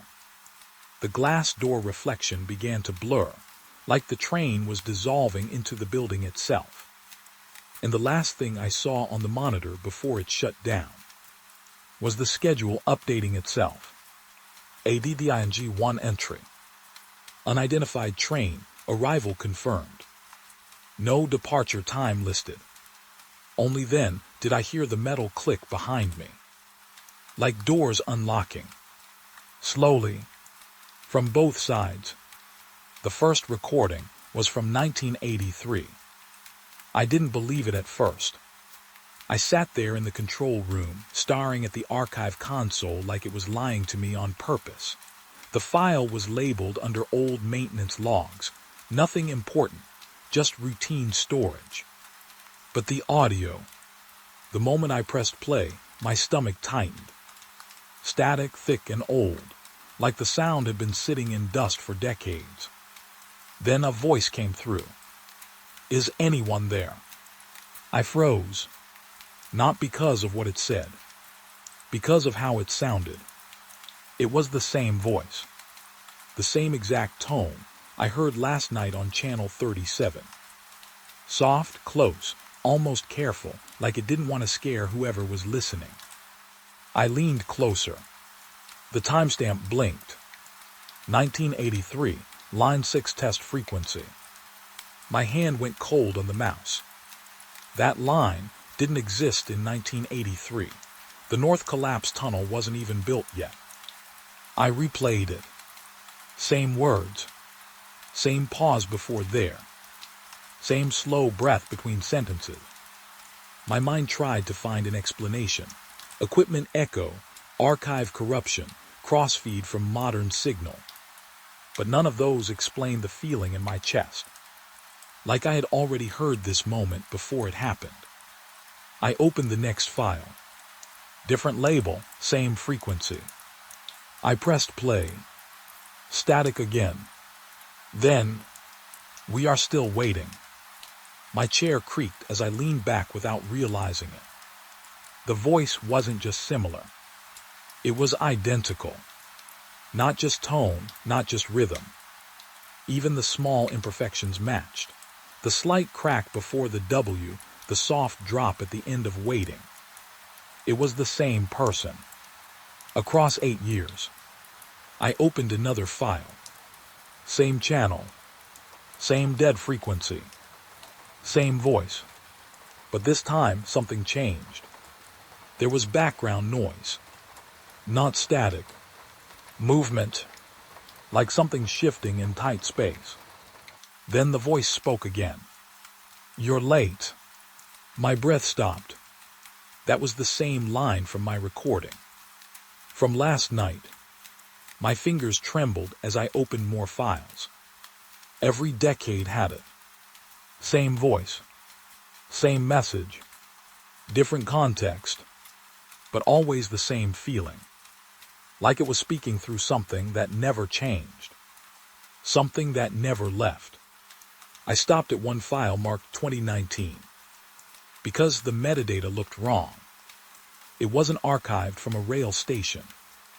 It was pulled from an emergency bunker recorder. I pressed play. This time the sound was clearer. Too clear. No static at all. Just a room tone. And breathing. Slow, controlled, very close to the microphone. Then the voice spoke again. But this time it wasn't asking. It was confirming. "You are now part of the line." My throat went dry. I paused the recording immediately. Silence hit the room harder than sound. I stood up and walked to the window without thinking. Outside, the rail yard was still empty. Fog hanging low like a broken ceiling. Everything looked normal again. Too normal. Like nothing had ever happened. But I couldn't shake the feeling that something had already entered the system. Something that didn't belong in time. I went back to the console. Opened another category. Not recordings this time. Incident reports. That's when I saw it. A pattern. Every major system failure on line 6 had one thing in common. A recorded distress signal. The same signal. Across decades. Same structure. Same voice. Same message. We are still waiting. I scrolled faster. 1983, reported tunnel collapse. 1991, electrical fault, unknown source signal detected. 2002, crew disorientation inside sealed section. 2013, maintenance team refused entry due to audio interference. 2018, final shutdown order. And every single one of them had the same note in the margin. Signal persists after disconnection. My pulse started to rise. Because that wasn't possible. Once a frequency is fully dismantled, it's gone. No residual transmission. No echo path. Nothing. But this wasn't echoing. It was repeating. Like something still had access. Still had memory. I sat back down slowly. My eyes drifted to the archive playback window, still open on 2019. The waveform was still on screen. And even though I paused it, it wasn't flat. It was moving. Very slightly. Like it was still alive. Then the speaker on my desk clicked. I hadn't touched it. No one else was in the room. But it clicked anyway. And the same voice came out. Not through the archive. Through the live system. "You keep listening." My blood turned cold. I stepped back immediately. The console screen flickered. The archive list refreshed on its own. New file added. No timestamp. No source. Just a title. "You already heard this." I didn't open it. I couldn't. Because the room felt wrong now. Like it had shifted slightly while I wasn't looking. The lights buzzed once. Then dimmed.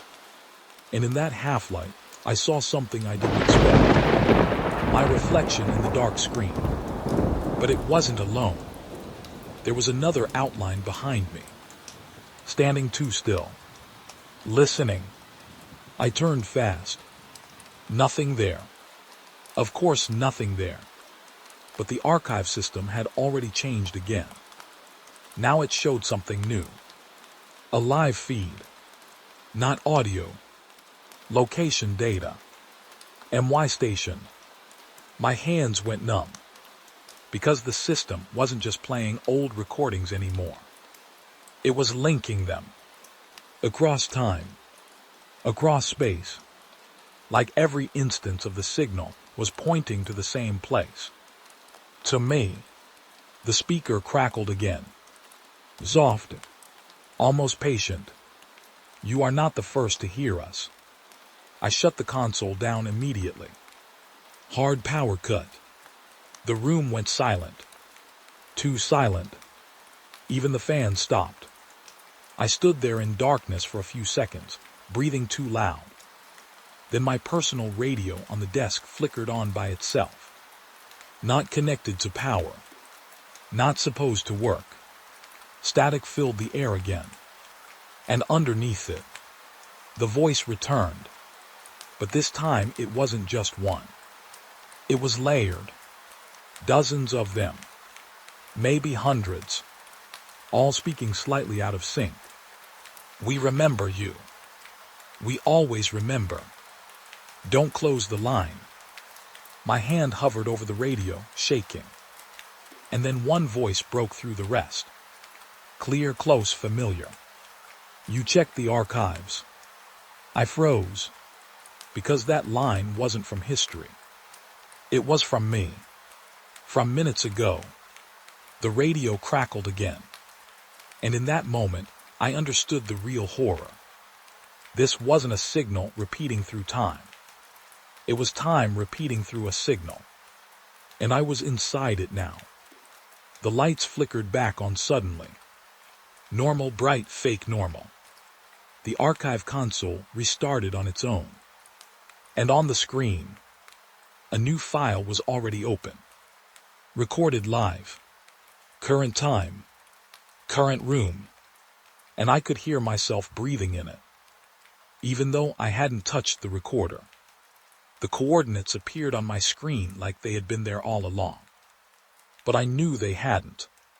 Because I had checked that system 100 times before. And that place didn't exist. Still, the cursor was blinking. Waiting for me. Like it already knew I was going to look. I leaned closer without meaning to. Latitude 0. Longitude 0. That's what it showed. Just zeros. Perfect zeros. No land registry uses coordinates like that. No rail system. No emergency grid. Nothing. I refreshed the map layer. Nothing loaded. Just blank gray space. Then the system auto-zoomed. Not out. In. Like something was pulling it downward. A thin line appeared on the screen. A rail line. Unmarked. Unregistered. Extending into a region that wasn't mapped. My throat tightened. Because rail systems don't just appear on maps. They have to be built, approved, surveyed. This was none of that. And yet the line was there. Stretching straight into empty space. No towns, no terrain labels, no satellite data. Just void. I opened the archive logs again, thinking it had to be a glitch carried over from the signal interference. But instead of errors, I saw something worse. A match. Every time the unidentified transmission had appeared in history. This coordinate set had been attached. Same values. Different years. Same result. My hands started to feel cold. Because I realized something I didn't want to. The signal wasn't just coming from somewhere. It was always coming from the same place. Even when that place shouldn't exist. I zoomed further into the map. The system struggled. The screen flickered. Then slowly, something loaded beneath the gray layer. A faint outline. A station marker. No name. Just a symbol. A hollow circle with no label. And underneath it, a tunnel line disappearing into nothing. I swallowed hard. This was impossible terrain data. No elevation, no recorded structure, no aerial pass had ever detected it. And yet the system was confident enough to display it. Like it was real. Like it had always been there. Then the radio on my desk clicked. I didn't touch it. It just turned on. Static filled the room again. But this time it felt different. Less like noise. More like direction. Then the voice came through. Soft. Patient. You found it. I stepped back instantly. My chair hit the wall behind me. No, I said without thinking. This isn't real. That location doesn't exist. The radio didn't respond immediately. Just static breathing. Then, it exists when we are near it. My skin tightened. I looked back at the map screen. The coordinates were still there. But something had changed. A second marker had appeared. Not on the map. In my system. A tracking dot. Moving. Slow. Steady. Approaching my station. I froze. Because the system wasn't just showing a location anymore. It was showing a path. A connection line forming between nowhere and me. Like something was using the map to find its way here. I checked the external cameras again. Empty yard. Fog. No movement. But the signal strength meter spiked suddenly. Maximum input. From the non-existent coordinates. I leaned closer, heart pounding now. And then I saw it. On the far edge of the yard camera feed. A distortion. Not an object. Not yet. More like space folding wrong. A flicker in the air. Like the world forgot how to render something fully. It lasted only a second. Then disappeared. But the system logged it. Entry confirmed. My mouth went dry. I grabbed the manual override keys and tried to isolate the station from external feed lines. Nothing responded. Every system was now linked. Maps, radio, archive cameras, all pointing to the same source. That impossible coordinate. 0/0. The radio crackled again. You are closer now. I shook my head hard. No, I'm not going anywhere. But even as I said it, I noticed something I didn't before. The room lights were slightly off. Just a little. Like the angle of the shadows had shifted. Not enough to notice at first. But once you did, you couldn't unsee it. Everything in the room was subtly rotated. Like the space itself had been turned a few degrees. I stepped forward slowly. Checked the door. It looked normal, but the handle was facing slightly the wrong way. My breathing became uneven. The system beeped again.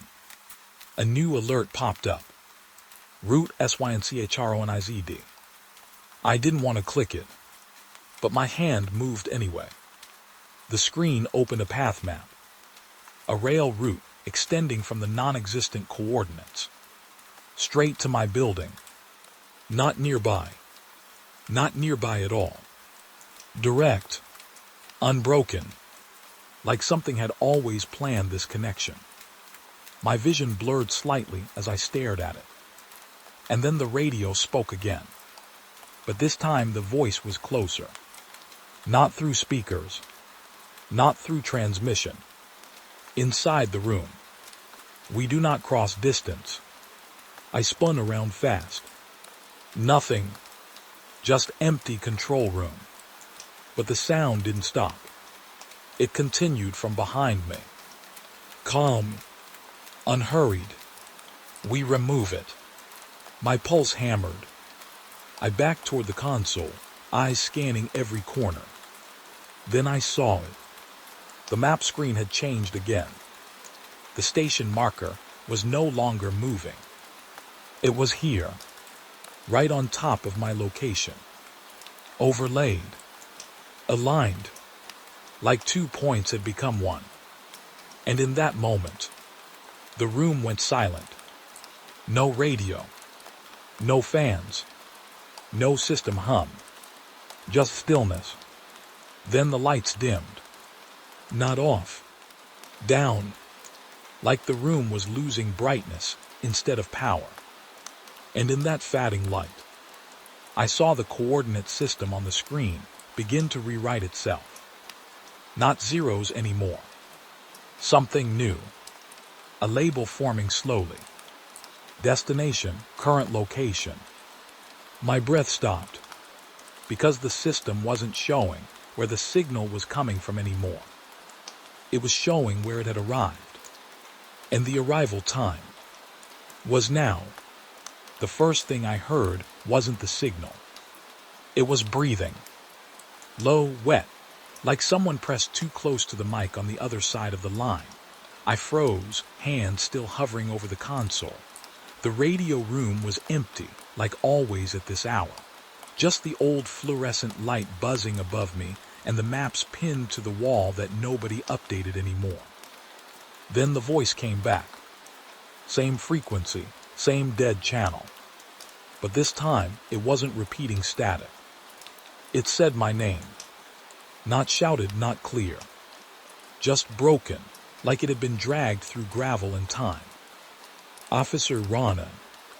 My throat went dry. I checked the log sheet. No active units, no field reports, nothing that should be transmitting. I leaned closer to the speaker. Identify yourself, I said, trying to sound normal. A pause followed, too long. Then the voice answered, softer now. I already did. That was the moment my stomach dropped, because I recognized it. Not the words. The voice. It matched the archived recording I had listened to just yesterday. The old incident file. The missing officer from Route 37. The one who never made it back. Officer Imran Kadir.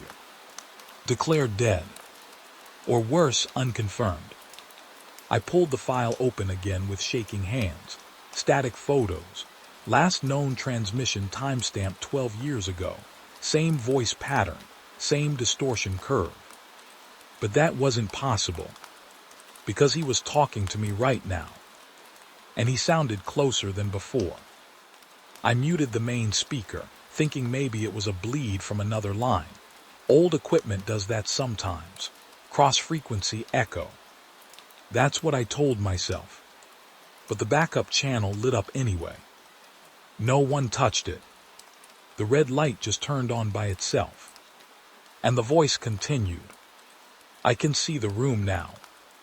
I stood up so fast my chair scraped back.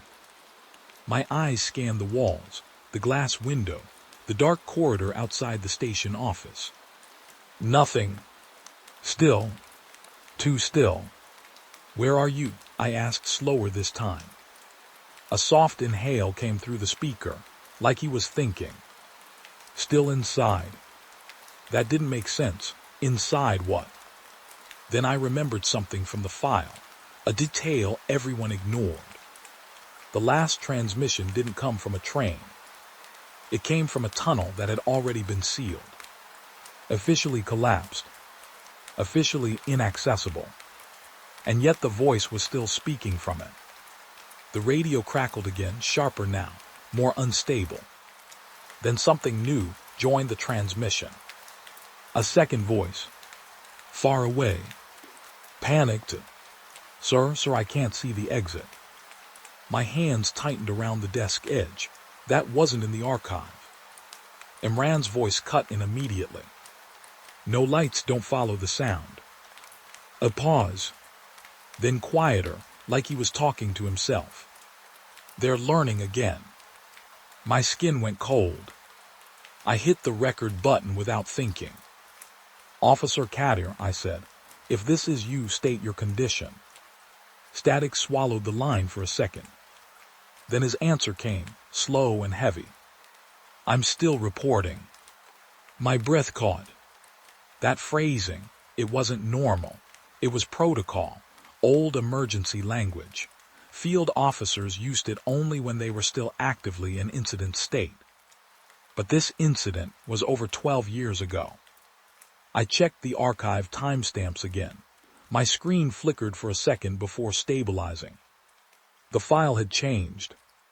New entry added. Today's date. Same officer. Status active. My hands went numb. "No," I whispered. "No, that's not possible." The radio clicked. Imran's voice came back closer now. Less static, more human. "You're looking at it wrong." I swallowed hard. "What am I looking at?" A long silence. Then, "Not past." A pause. "Not memory." Another breath. "Still happening." The room suddenly felt smaller, like the walls had shifted closer without moving. I looked toward the window again. Outside, the station yard was empty, just gravel and floodlights. But the light beyond the fence line looked wrong. Too dark in a straight line, like something was cutting through it. I stepped closer to the glass, and I saw it. A train light. Far away. Stationary. Not moving. Impossible. Our railway line beyond this point had been decommissioned years ago. No traffic, no scheduled stops, nothing should be out there. But the light was there anyway, and it was growing brighter. The radio hissed again. Imran spoke faster now. "You need to close the channel." I blinked. "What?" "You opened it." My pulse spiked. "I didn't open anything. This is standard monitoring frequency." A sharp sound came through the speaker, like metal scraping inside metal. Then a new voice overlapped his. Not human, but trying to be. "Help." It wasn't a call. It sounded like imitation, like something learning how to ask. Imran's voice rose suddenly. "Don't answer it." But it was too late, because my hand was already on the microphone button, and I didn't even realize I had pressed it. "I'm here," I said. The second I spoke, the radio went silent. Completely. No static. No hum. Just dead air. For 3 seconds. 4. Then every channel in the room lit up at once. Every frequency. Every old line. Every backup system. All of them speaking in his voice, but not saying the same thing. Fragments. Pieces. Tunnel still open. Do not evacuate. I can see you now. It remembers faces. My head snapped back. The monitors flickered violently, showing data that wasn't supposed to exist. Train movement logs updating in real time from a line that didn't exist anymore. And then I saw something worse. A live camera feed. Not from any installed station camera, but from inside a tunnel.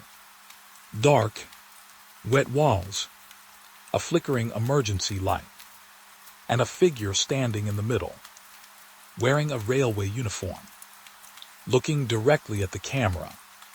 It was him, Officer Imran Kadir, but his face wasn't stable. It kept shifting, like the image was being rebuilt wrong every second. And behind him, movement, slow, close, something just outside the frame. He spoke again, but this time it wasn't through the radio. It came from the monitor speakers. Directly. No one told me the tunnel was still working. I couldn't speak. My body refused, because I understood it now. He wasn't reporting an old incident. He was still inside it, still broadcasting from the moment before his death. And somehow, the channel never closed. The tunnel didn't collapse. It just stopped existing on our side. But not on his. The figure on the screen turned slightly, like he heard something behind him. His breathing got heavier. And then he said something that made my entire body go cold. "They're copying me now."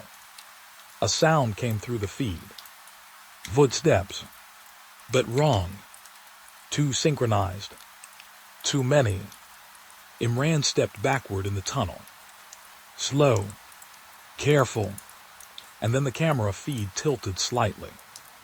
Like whatever was holding it wasn't human. A shadow passed behind him. Tall. Too thin. No clear edges. And then the screen flickered. Just once.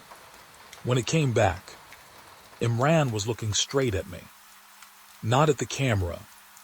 At me. And he whispered, "Stop listening to me." My hand trembled. "What do you mean?" His eyes shifted slightly, like he was trying to look past the screen. "No," he said, "not me." Another pause. His face twisted slightly, like pain or realization. Something inside the signal learned my voice. The monitors around me began to flicker again. But this time the pattern was different. It wasn't random. It was repeating my name. Over and over. Slowly. Like something was testing how it felt to say it. The radio behind me turned itself back on. One final transmission broke through. Imran's voice again. But broken. Far away. Close the record. Then a second voice layered underneath his. Almost identical. But not tired. Not human. Continue. The lights in the room dimmed. And for the first time, I realized the signal wasn't coming from the tunnel anymore. It was coming from my own console. From inside the system. From something that had already learned how to stay. And as I stood there, frozen, watching my own screen begin to type without me touching it, one line appeared. New operator deity satide. And beneath it, MY name. The radio clicked again. And this time, it wasn't asking for help anymore. It was waiting for my reply. The first report came in at 3:14 a.m. Another vehicle hit at the crossing. But when I checked the footage, there was nothing on the tracks. No train. No headlights. Just empty rails and a crushed pickup truck, sitting like it had been hit by something invisible. I remember staring at the screen too long, waiting for the moment the train would finally appear. But it never did. Only the damage told the story, not the cause. That was the first thing that felt wrong. I rubbed my eyes and checked the log again. Rural crossing 14B low traffic zone. Manual barriers installed 5 years ago. All systems green. Except there were no barrier logs recorded for that night. Like they were never used. Like they were never there. I called the field officer. No answer. I called again. Still nothing. Then the radio clicked on by itself. That made me sit up straight. A soft static filled the line. Then a voice came through. Calm to calm. Crossing is clear. I frowned. State your unit. A pause. Then the voice repeated, slower this time. Crossing is clear. Same words, same tone. But it didn't sound like a report. It sounded like a recording, trying to remember how to be human. I pulled the file for crossing 14B, checked maintenance history. Everything normal. No flagged incidents in months. But my gut didn't agree. Something about the way that truck was crushed. It didn't look like impact damage. It looked like pressure. like something had pressed it down, not hit it. I grabbed my flashlight and went outside to the yard cameras, zoomed into the feed of the crossing. Night vision flickered slightly, wind moving through empty fields. No movement on the road. But then I saw something small. Dust, not blowing across the road, moving against the wind, like it was being pulled toward the tracks. I leaned closer to the screen. The radio behind me clicked again. Same voice. Crossing is clear. But now there was something else under it. A second layer. Faint, like someone whispering through a wall. Still clear. I froze. That wasn't part of the system. I checked the audio source. Single channel input. No duplication allowed. And yet I was hearing two voices. I opened the incident report and started typing notes. But before I finished the sentence, the screen blinked. Just once. And the report auto-filled itself. No train DATSCTD. I stopped typing. My hands went cold. Because I hadn't written that. I looked around the control room. Empty. Just monitors and old equipment humming like tired machines. Still, I felt like someone else was there. Watching. Then another call came in. This time from a different unit. Field camera operator. Breathing heavy. Sir, you need to see this. The feed switched instantly. Camera 14B. The crossing. But now something was different. The road wasn't empty anymore. There were tire marks. Fresh ones. Leading straight onto the tracks. I leaned closer. Where's the vehicle? I asked. No answer. Just breathing on the other end. Then a voice, not mine, spoke through the radio. It crossed. I looked back at the feed. The tracks were still empty, but the camera glitch showed something for half a second. A shape. Long. Dark. Stretching across the rails. Then gone. Like it had never been there. The operator finally spoke again, voice shaking. There was no train, but it still went through. I felt my throat tighten. What do you mean it went through? Silence. Then, I mean, it didn't stop for the barriers. I checked the barrier logs again. Still nothing. No activation. No manual override. No sensor trigger. Like nothing had ever tried to cross.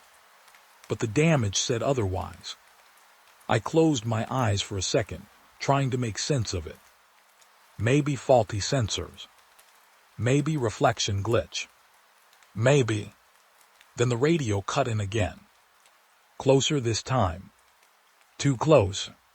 Crossing is clear. I snapped my eyes open. That wasn't the field channel anymore.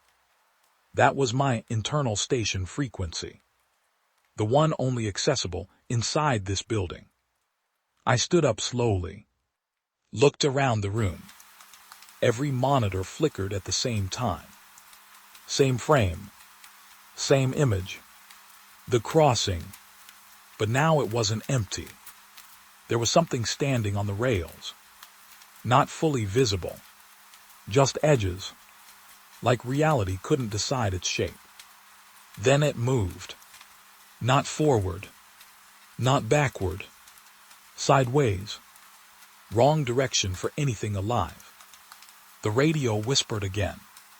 Still clear. And this time, I noticed something that made my stomach drop. The voice wasn't coming from the speaker. It was coming from the monitors. From the video feed itself. Like the crossing had learned how to speak. I took a step back. My chair scraped the floor behind me. Too loud in the silence. Then another accident report popped up automatically. Same crossing. Same time. But now the report had a new line added. Object PASSED through successfully. My heart thumped hard. I didn't approve that. I didn't even know that category existed. I grabbed the radio mic. "Stop all automated logging," I said. "Lock system updates." No response. Only static. Then, a soft sound came through, like metal vibrating far away. Slow, rhythmic, getting closer. Not from outside, from the speakers, from inside the system. And then the field operator screamed, "Sir, the road." His voice cut off. Mid-sentence. Just gone. I stared at the screen. The camera feed froze, then reset. And when it came back, the crossing was empty again. But the damage on the truck in the first report had changed. It was worse, deeper, like something had pressed down a second time. I whispered without thinking, "What are you?" The radio answered immediately. This time not repeating. This time speaking directly. "We are what you don't see." The lights in the control room flickered once, then stabilized. But the monitors didn't. They all switched to the same view. Not the crossing, not the reports, but the inside of a train car. Empty seats, dim lights, moving, except I could feel it wasn't moving on rails. It was moving through something else. And on the last seat, a shadow turned its head, slowly, like it knew I was watching. And the radio whispered one final line into my ear. "Next crossing is yours." The system logged out on its own. But the screen didn't go black. It stayed on that train, still moving, still coming closer. And I realized something that made my chest go cold. There were no barriers on that line anymore. Because the system wasn't tracking trains. It was tracking where they would appear next. It started with the survivors. 3 of them. All from different crossings. All from different nights. But all saying the same thing. I saw a train, but no one else did. That's what the first report said. I remember reading it twice, thinking it was a misunderstanding. Fatigue, shock, rural accidents always mess with perception. But then the second report came. Same words, different location, different officer, same impossible detail. A train that only certain people could see. I leaned back in my chair and rubbed my eyes. The station was too quiet that night. Even the usual radio chatter had gone thin, like the air itself didn't want to carry signals anymore. Then my console beeped again. Third report. This one had audio attached. I clicked it. Static first. Then a woman's voice, shaking, barely holding together. I was driving, I was at the crossing, and then I saw it. A pause. Heavy breathing. It didn't have lights, not normal lights. It was like the air around it was glowing. I frowned. That didn't match any known train schedule. Or physics, honestly. The voice continued. And no one else stopped. The cars beside me, they kept moving like nothing was there. My fingers slowly tightened on the desk. That detail again. No shared perception. I checked the traffic cam feed linked to her report. Empty road. Clear crossing. No train. No distortion. No anomaly. Just her car stopped dead in the middle of the tracks. Alone. But she clearly believed something had passed. I rewound the audio. Listened again. Her voice got quieter in the second half. Like she was remembering something she didn't want to. I think it looked at me. I paused. "What do you mean looked?" I whispered to myself. Then she answered like she heard me. I don't know how, but I felt it. The recording ended. I sat there for a long time without moving. Then the second survivor file opened automatically. No input from me. That was new. This one was a truck driver. Male, early 40s, reported minor injuries. His statement was even worse. I saw the train coming from the opposite direction, but it wasn't on the rails. I leaned forward. That shouldn't even be possible. He continued. It was running parallel to the road, like it was choosing where to exist. I blinked slowly. Parallel motion, no tracks, no infrastructure. Just presence. Then he said something that made my stomach tighten. And the strange part, I think it was full of people.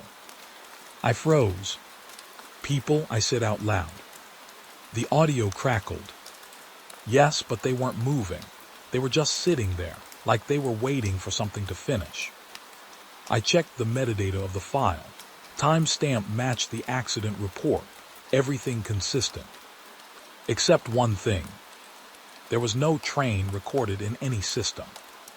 No seismic vibration, no sound capture, no crossing alert. Nothing. And yet 3 survivors described the same object. My console beeped again. 4th file. But before I opened it, the radio behind me clicked on by itself. I didn't touch it. Didn't request transmission.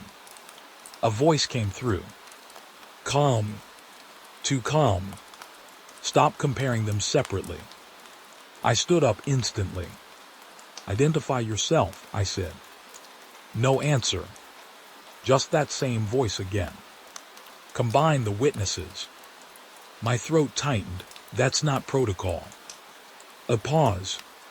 Then, it is now. The radio went silent. My hands hovered over the keyboard. Something was wrong, not just the reports. The system behavior itself was changing, adapting. Like it was learning how I worked. I opened all 3 survivor files side by side. And for a moment, I just stared. Same train description. Same absence of sound. Same emotional reaction. But different angles. Different distances. Different visibility thresholds. Like each person was seeing a different layer of the same thing. Then I noticed something else. Each report had a phrase repeated. Not identical wording, but identical meaning. It was there for me. I leaned closer. My screen flickered. Just once. And in that flicker, I saw something I shouldn't have. A train car. Inside my monitor. Not part of the file. Not part of the feed. Just briefly visible. Empty seats. Dim light. And then gone. I jerked back. My chair hit the wall. What the hell? The system beeped again. New file generated. Title, Combined Witness Model. I didn't create that. I clicked it anyway. The screen filled with a merged transcript. All survivors. All accounts. Overlapping. And at the bottom, one line appeared that wasn't from any witness. System note. Train appears differently to each observer. I felt a cold pressure in my chest. Then the next line formed itself. Because it is not one object. My fingers stopped moving. I whispered, then what is it? The radio answered instantly. A condition. I turned around. Nothing there. But the voice continued. Something that chooses visibility based on recognition. I frowned. Recognition of what? A pause. Long enough to feel intentional. Then, fear. My mouth went dry. The system monitor suddenly shifted to a live feed. Not roads. Not crossings. But human faces. Survivors. All of them. Each one showing the moment before impact. But the train behind them looked different in each frame. Sometimes it was bright. Sometimes dark. sometimes barely there, but always present, always watching them, like it existed in multiple versions of reality at once. I whispered, "Why are you showing me this?" The radio crackled softly. "Because you're next to interpret it." I stepped back slowly. "What does that mean?" The answer came slower this time, like it was being constructed while spoken. "The more you understand it." A pause. "The more clearly it sees you." The lights in the room dimmed slightly. Not a blackout, just a subtle reduction in brightness, like something had taken a small piece of illumination out of the space. I looked at the monitors again and saw something new. A reflection behind me, in every screen, a train window, and inside it, someone sitting, watching me. I turned immediately. Nothing behind me, but the reflection stayed. That was the first time I understood the pattern. It doesn't enter the room. It enters the interpretation of the room. The radio clicked again, but this time the voice wasn't alone. Multiple layers overlapped. Different survivors speaking at once, all saying slightly different versions of the same sentence. I saw it before it saw me. I saw it because it saw me. I saw it so it could see me. My head started spinning. Then one voice broke through the overlap. Clear, close, almost gentle. "You are building its shape now." I froze. "Me?" "Yes." My hands trembled. "I'm just reading reports." A pause. Then, "That is how it starts."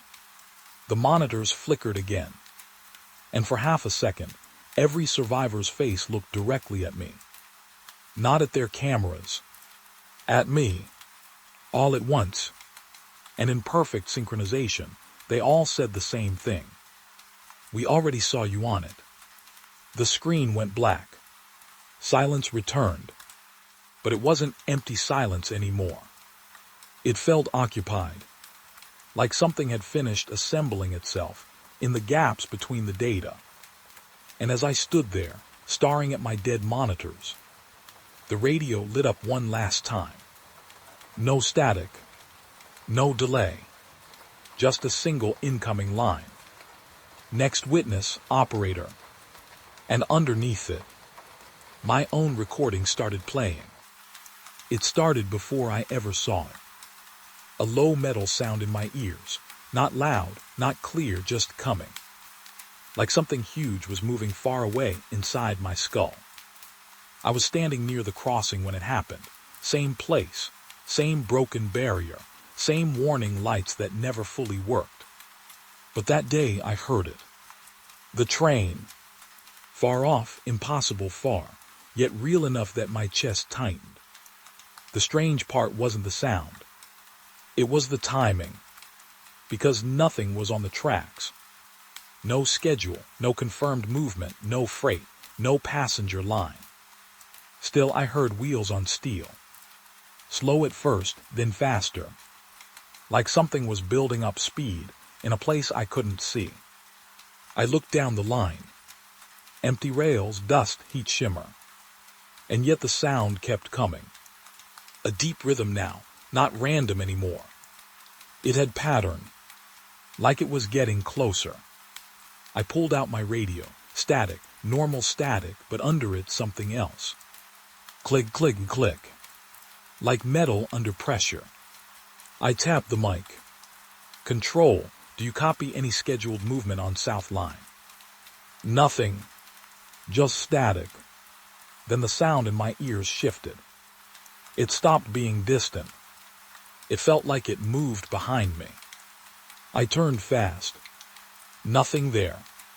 Only the road, the trees, the crossing sign swinging slightly in wind that wasn't strong enough to move it.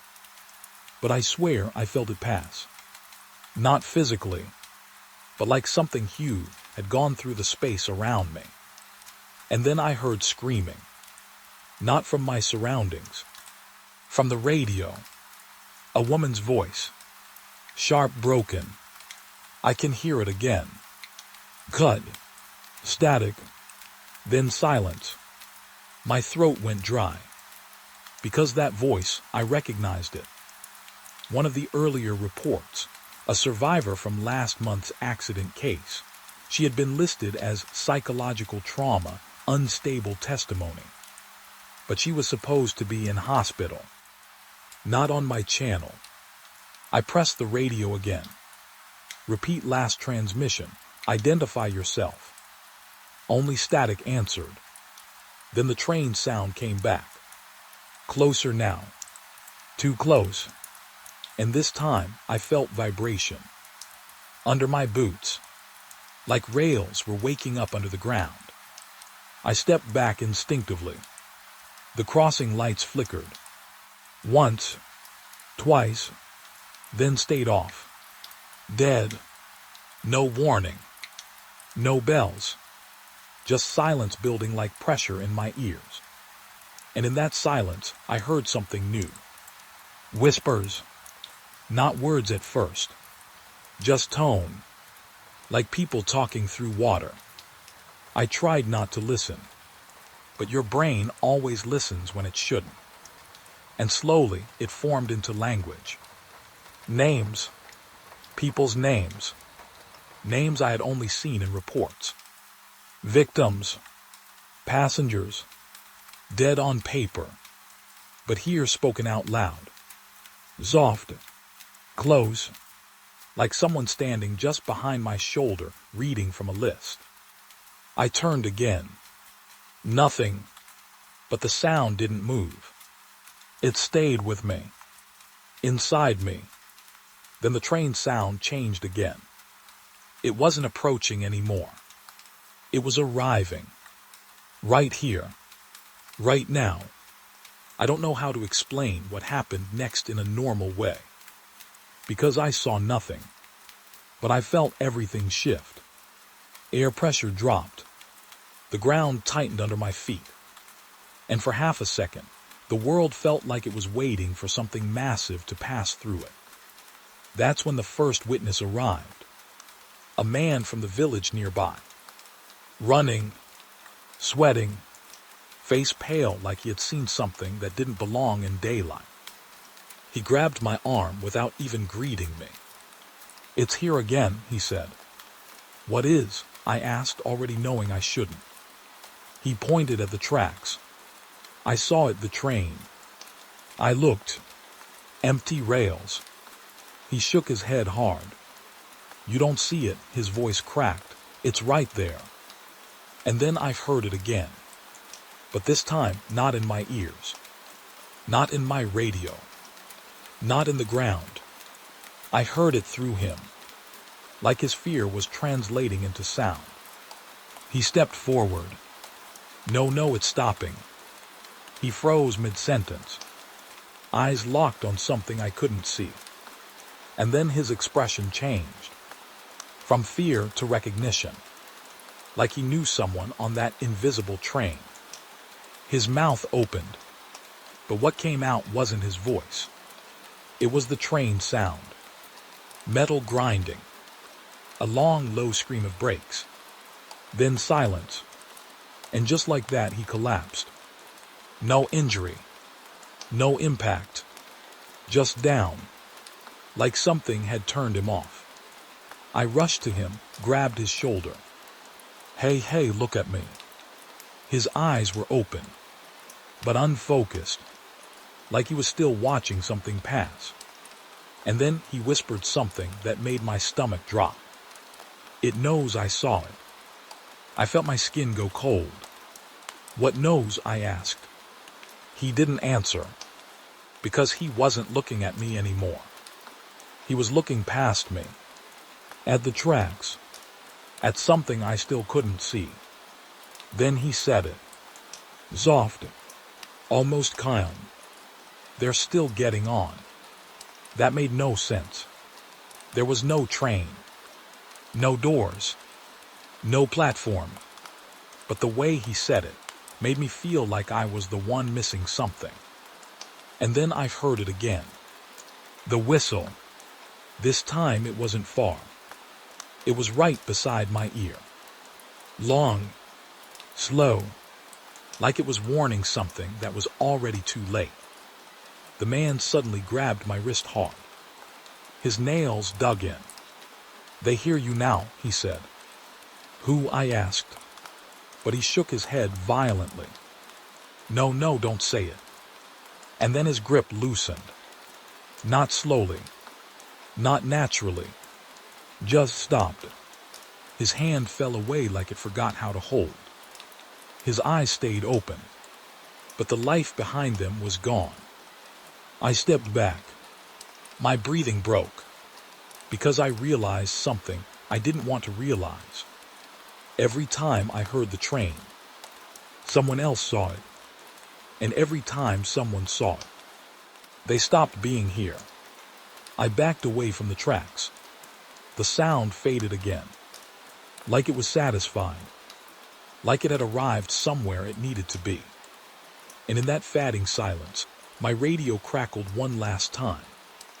Not static, not broken voices, just a clear transmission. Calm, too calm. Signal acknowledged. I froze, because I knew that voice now. It wasn't a survivor. It wasn't a witness. It was the system. The same frequency I had been trying to reach all week. But now it was answering me. Not as a control room. Not as a dispatcher line. But as something that knew exactly where I was standing. And then it said something that made my hand shake so hard, I almost dropped the radio. Next arrival recorded. I looked at the tracks again. Empty, but not silent anymore. Because now I could hear it without trying. Soft wheels. Far away. Already starting again. And this time, I wasn't sure if it was coming for the tracks. Or for me. The first entry was not written by a human hand. I know that now. But when I first opened the logbook, I told myself it was just old ink bleeding through paper. A mistake, a smudge, something normal. Until the page turned itself. I was alone in the archive room that night. No power in half the building. Just a desk lamp I had dragged in because the station lights kept flickering again. The logbook had been stored in the unclassified railway records section, meaning forgotten. No label that made sense, no origin tag that matched our system. Just a black cover, soft, worn, like it had been handled too much or never at all. I opened it expecting maintenance notes. Instead, I saw a date. Tomorrow's date. That was the first thing that felt wrong. The ink looked fresh. Too fresh. Like it had been written minutes ago.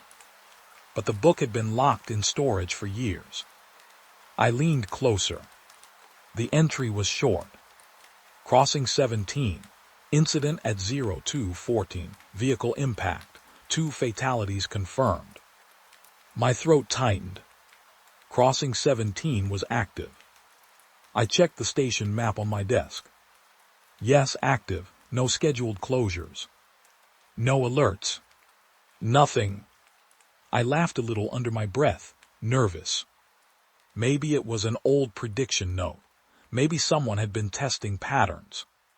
But then I saw the second line. Witness report filed under Officer Rana. Voice recording attached. I stopped laughing. Because Officer Rana was me. My name. I didn't file any report. Not for anything like that. I turned the page quickly. The next entry was already there. Same handwriting, same ink. Different date. Still in the future. Train arrival not registered in system. No visual confirmation by control room. Only auditory reports. My hands started to feel cold. I told myself it was a coincidence. A prank file. But the logbook didn't feel like a prank. It felt patient, like it had been waiting to be read. I flipped another page, and this time my breath stopped completely. Officer Rana opens logbook at 0103. First contact established. I looked at the timestamp on my phone. 0104. I was already inside the entry. My skin tightened. I stepped back from the desk, so fast my chair scraped the floor. "No," I whispered, "that's not possible." The lamp flickered. Once, twice, then steadied. The book stayed open, waiting. I didn't want to touch it again, but I did, because that's what you do when something makes no sense. You test it again. You try to break it. I turned the page. New entry. Already written. Attempt to destroy record will fail. My mouth went dry. I slammed the book shut.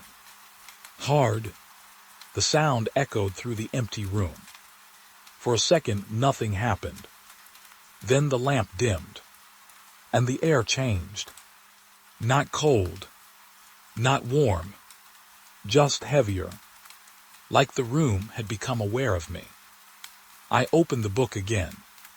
I don't know why. Maybe curiosity. Maybe fear doesn't let you stop.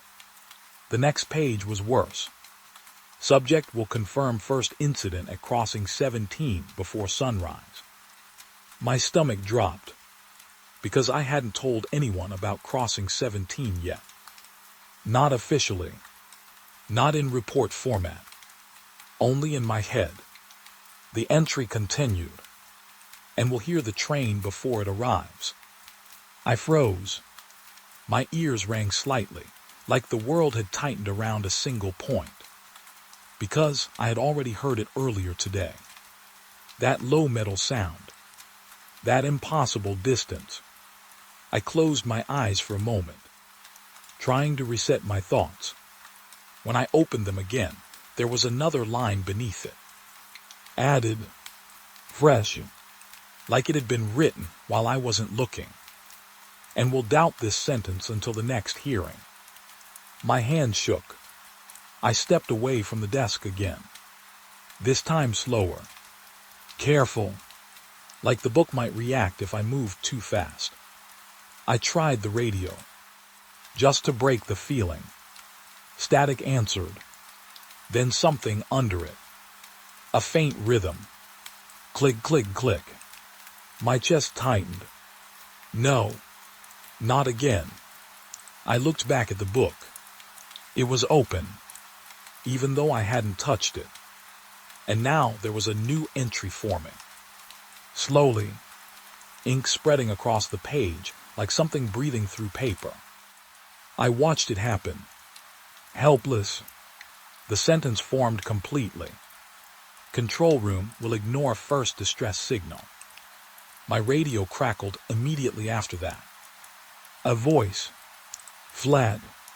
Official. Officer Rana, please confirm status at crossing 17.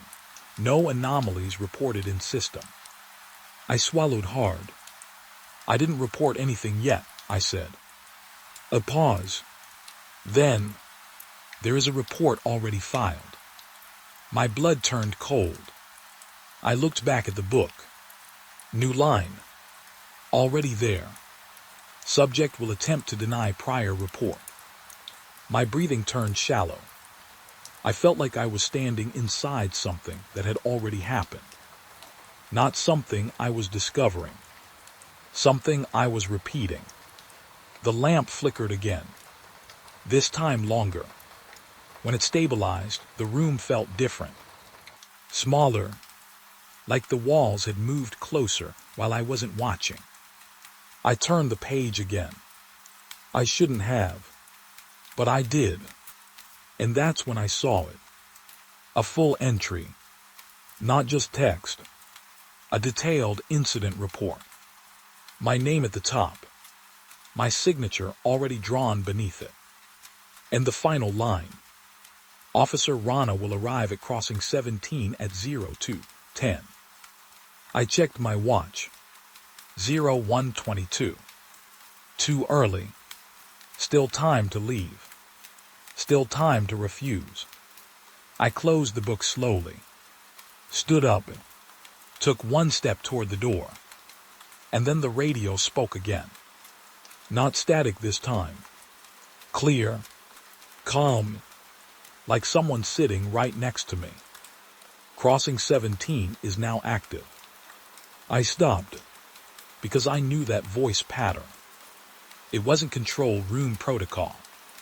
It was recorded dispatch tone. From old archives. From files marked discontinued. The same file that should not have been able to transmit anymore. I turned back to the desk. The logbook was open again, even though I had closed it. And now there was one final line. Written fresh. Still wet. Subject will return to read final entry. My hand reached for the door handle, but I didn't open it, because I realized something worse than all of this. The book wasn't predicting me. It was guiding me. And somewhere in the distance, very faint now, I could hear it again. The train. Not arriving. Not leaving. Just waiting for the moment. I matched the page it had already written about me. The rain was already falling when the call came in. Not a light rain, not a normal storm. The kind that hits the ground like it's angry at it. I still remember the sound of the dispatch radio cutting through it. Sharp, unstable, almost drowning in static. Unit 4 respond. Highway 37, stalled vehicle, possible injury. Then the line broke. For a few seconds, there was only rain and interference. And then the voice came back. Quieter this time. Closer. Car still running, lights on, no movement seen. I leaned forward in the patrol car. Highway 37 wasn't a place people liked at night. Too long, too empty, no houses for miles. Just road, trees, and fog that didn't behave like fog should. I answered anyway. Copy, heading there now. But something about the call felt wrong even before I arrived. Not what was said. What wasn't. No plate number, no driver description, no caller identity. Just a location that shouldn't need repeating. As I drove in, the storm got heavier. Wipers couldn't keep up. The road looked like it was disappearing every few seconds. And then I saw it. A single set of headlights. Parked halfway off the road. Engine running. Hazard lights blinking like a slow heartbeat. But no movement inside. I slowed the cruiser. Something in my chest tightened, but I couldn't explain why. It wasn't fear yet. It was recognition. Like I had seen this scene before in a dream I didn't remember having. I stepped out. Rain hit my face instantly, cold and hard. The car ahead was an old sedan, rusted, fogged windows. I approached with my flashlight raised. "Hello," I called out. No answer. Only engine noise. Too steady. Too perfect. Like it wasn't struggling at all in the storm. I reached the driver's window. And that's when I noticed something strange. The windshield wipers weren't moving, even though the engine was running. I leaned closer and saw the seat. Empty. No driver. No passenger. Just a running car parked in the middle of a storm like it had arrived by itself. My radio cracked. Unit 4 confirmed visual. I hesitated, then answered. Vehicle is here, no occupant visible. Silence followed. Too long. Then the dispatcher spoke again. And the voice sounded different. Not new. Just tired. Check trunk. That wasn't procedure. But I did it anyway. Because in jobs like this, you learn not to question tone. You question results later. I walked to the back. Rain soaked through my uniform. My flashlight beam shook slightly as I reached for the trunk handle. It clicked open too easily. No resistance. Like it had been waiting. Inside was empty. Except for one thing. A police report form. Wet at the edges. Fresh ink. My name already written at the top. I felt my stomach drop. Because I had never filed anything like this. But the form continued anyway. Officer arrives at stalled vehicle. Confirms no occupant. Confirms no cause. My hand tightened around the trunk edge. I looked back at the car. And for the first time, I noticed something inside the back seat. A faint imprint. Like someone had just stood up from there. Warm fabric still settling. I stepped back fast. Rain suddenly felt louder. The world felt closer. Like the storm had moved in tighter around me. My radio crackled again. But this time, no dispatcher. Just static. And under it, a whisper. Don't finish the report. I froze. My flashlight flickered. Once, twice, then steadied. I turned around quickly. Nothing behind me. Just empty highway stretching into fog. But the car was still running. Still waiting. And I don't know why, but I opened the driver's door. Inside smelled normal. Too normal. Like someone had been there minutes ago. The seat was warm. That's when I realized something that made my breath stop. The radio inside the cruiser behind me was still transmitting. Even though I hadn't touched it. I walked back slowly. Every step felt heavier. Like the road was resisting me. Inside the cruiser, the radio was glowing red. Active transmission. And the voice that came through. It was mine. Unit 4 arriving at Highway 37, stalled vehicle confirmed. I stepped back. No, I whispered, I haven't reported this yet. But the voice continued anyway. Calm, exact. Like it was reading from a script I hadn't lived yet. Officer exits vehicle, approaches trunk, finds report form. My hands went cold. Because it was describing everything I had already done. And everything I had not done yet. I turned toward the road again. And that's when I saw it. Not the car. Not the storm. But the reflection. In the wet asphalt. A second version of me. Standing where I had not yet moved. Walking where I had not yet stepped. Repeating me slightly ahead. My radio crackled again. New entry forming. Not audio this time. Written. Displayed on the dashboard screen. Final entry tonight. My throat tightened. Because I knew that title didn't belong to a report. It belonged to an ending. The voice continued. And now it sounded closer. Inside the cabin. Inside my head. Officer will remain at scene until replacement arrives. I looked around fast. Replacement. No answer. Only rain. Only headlights.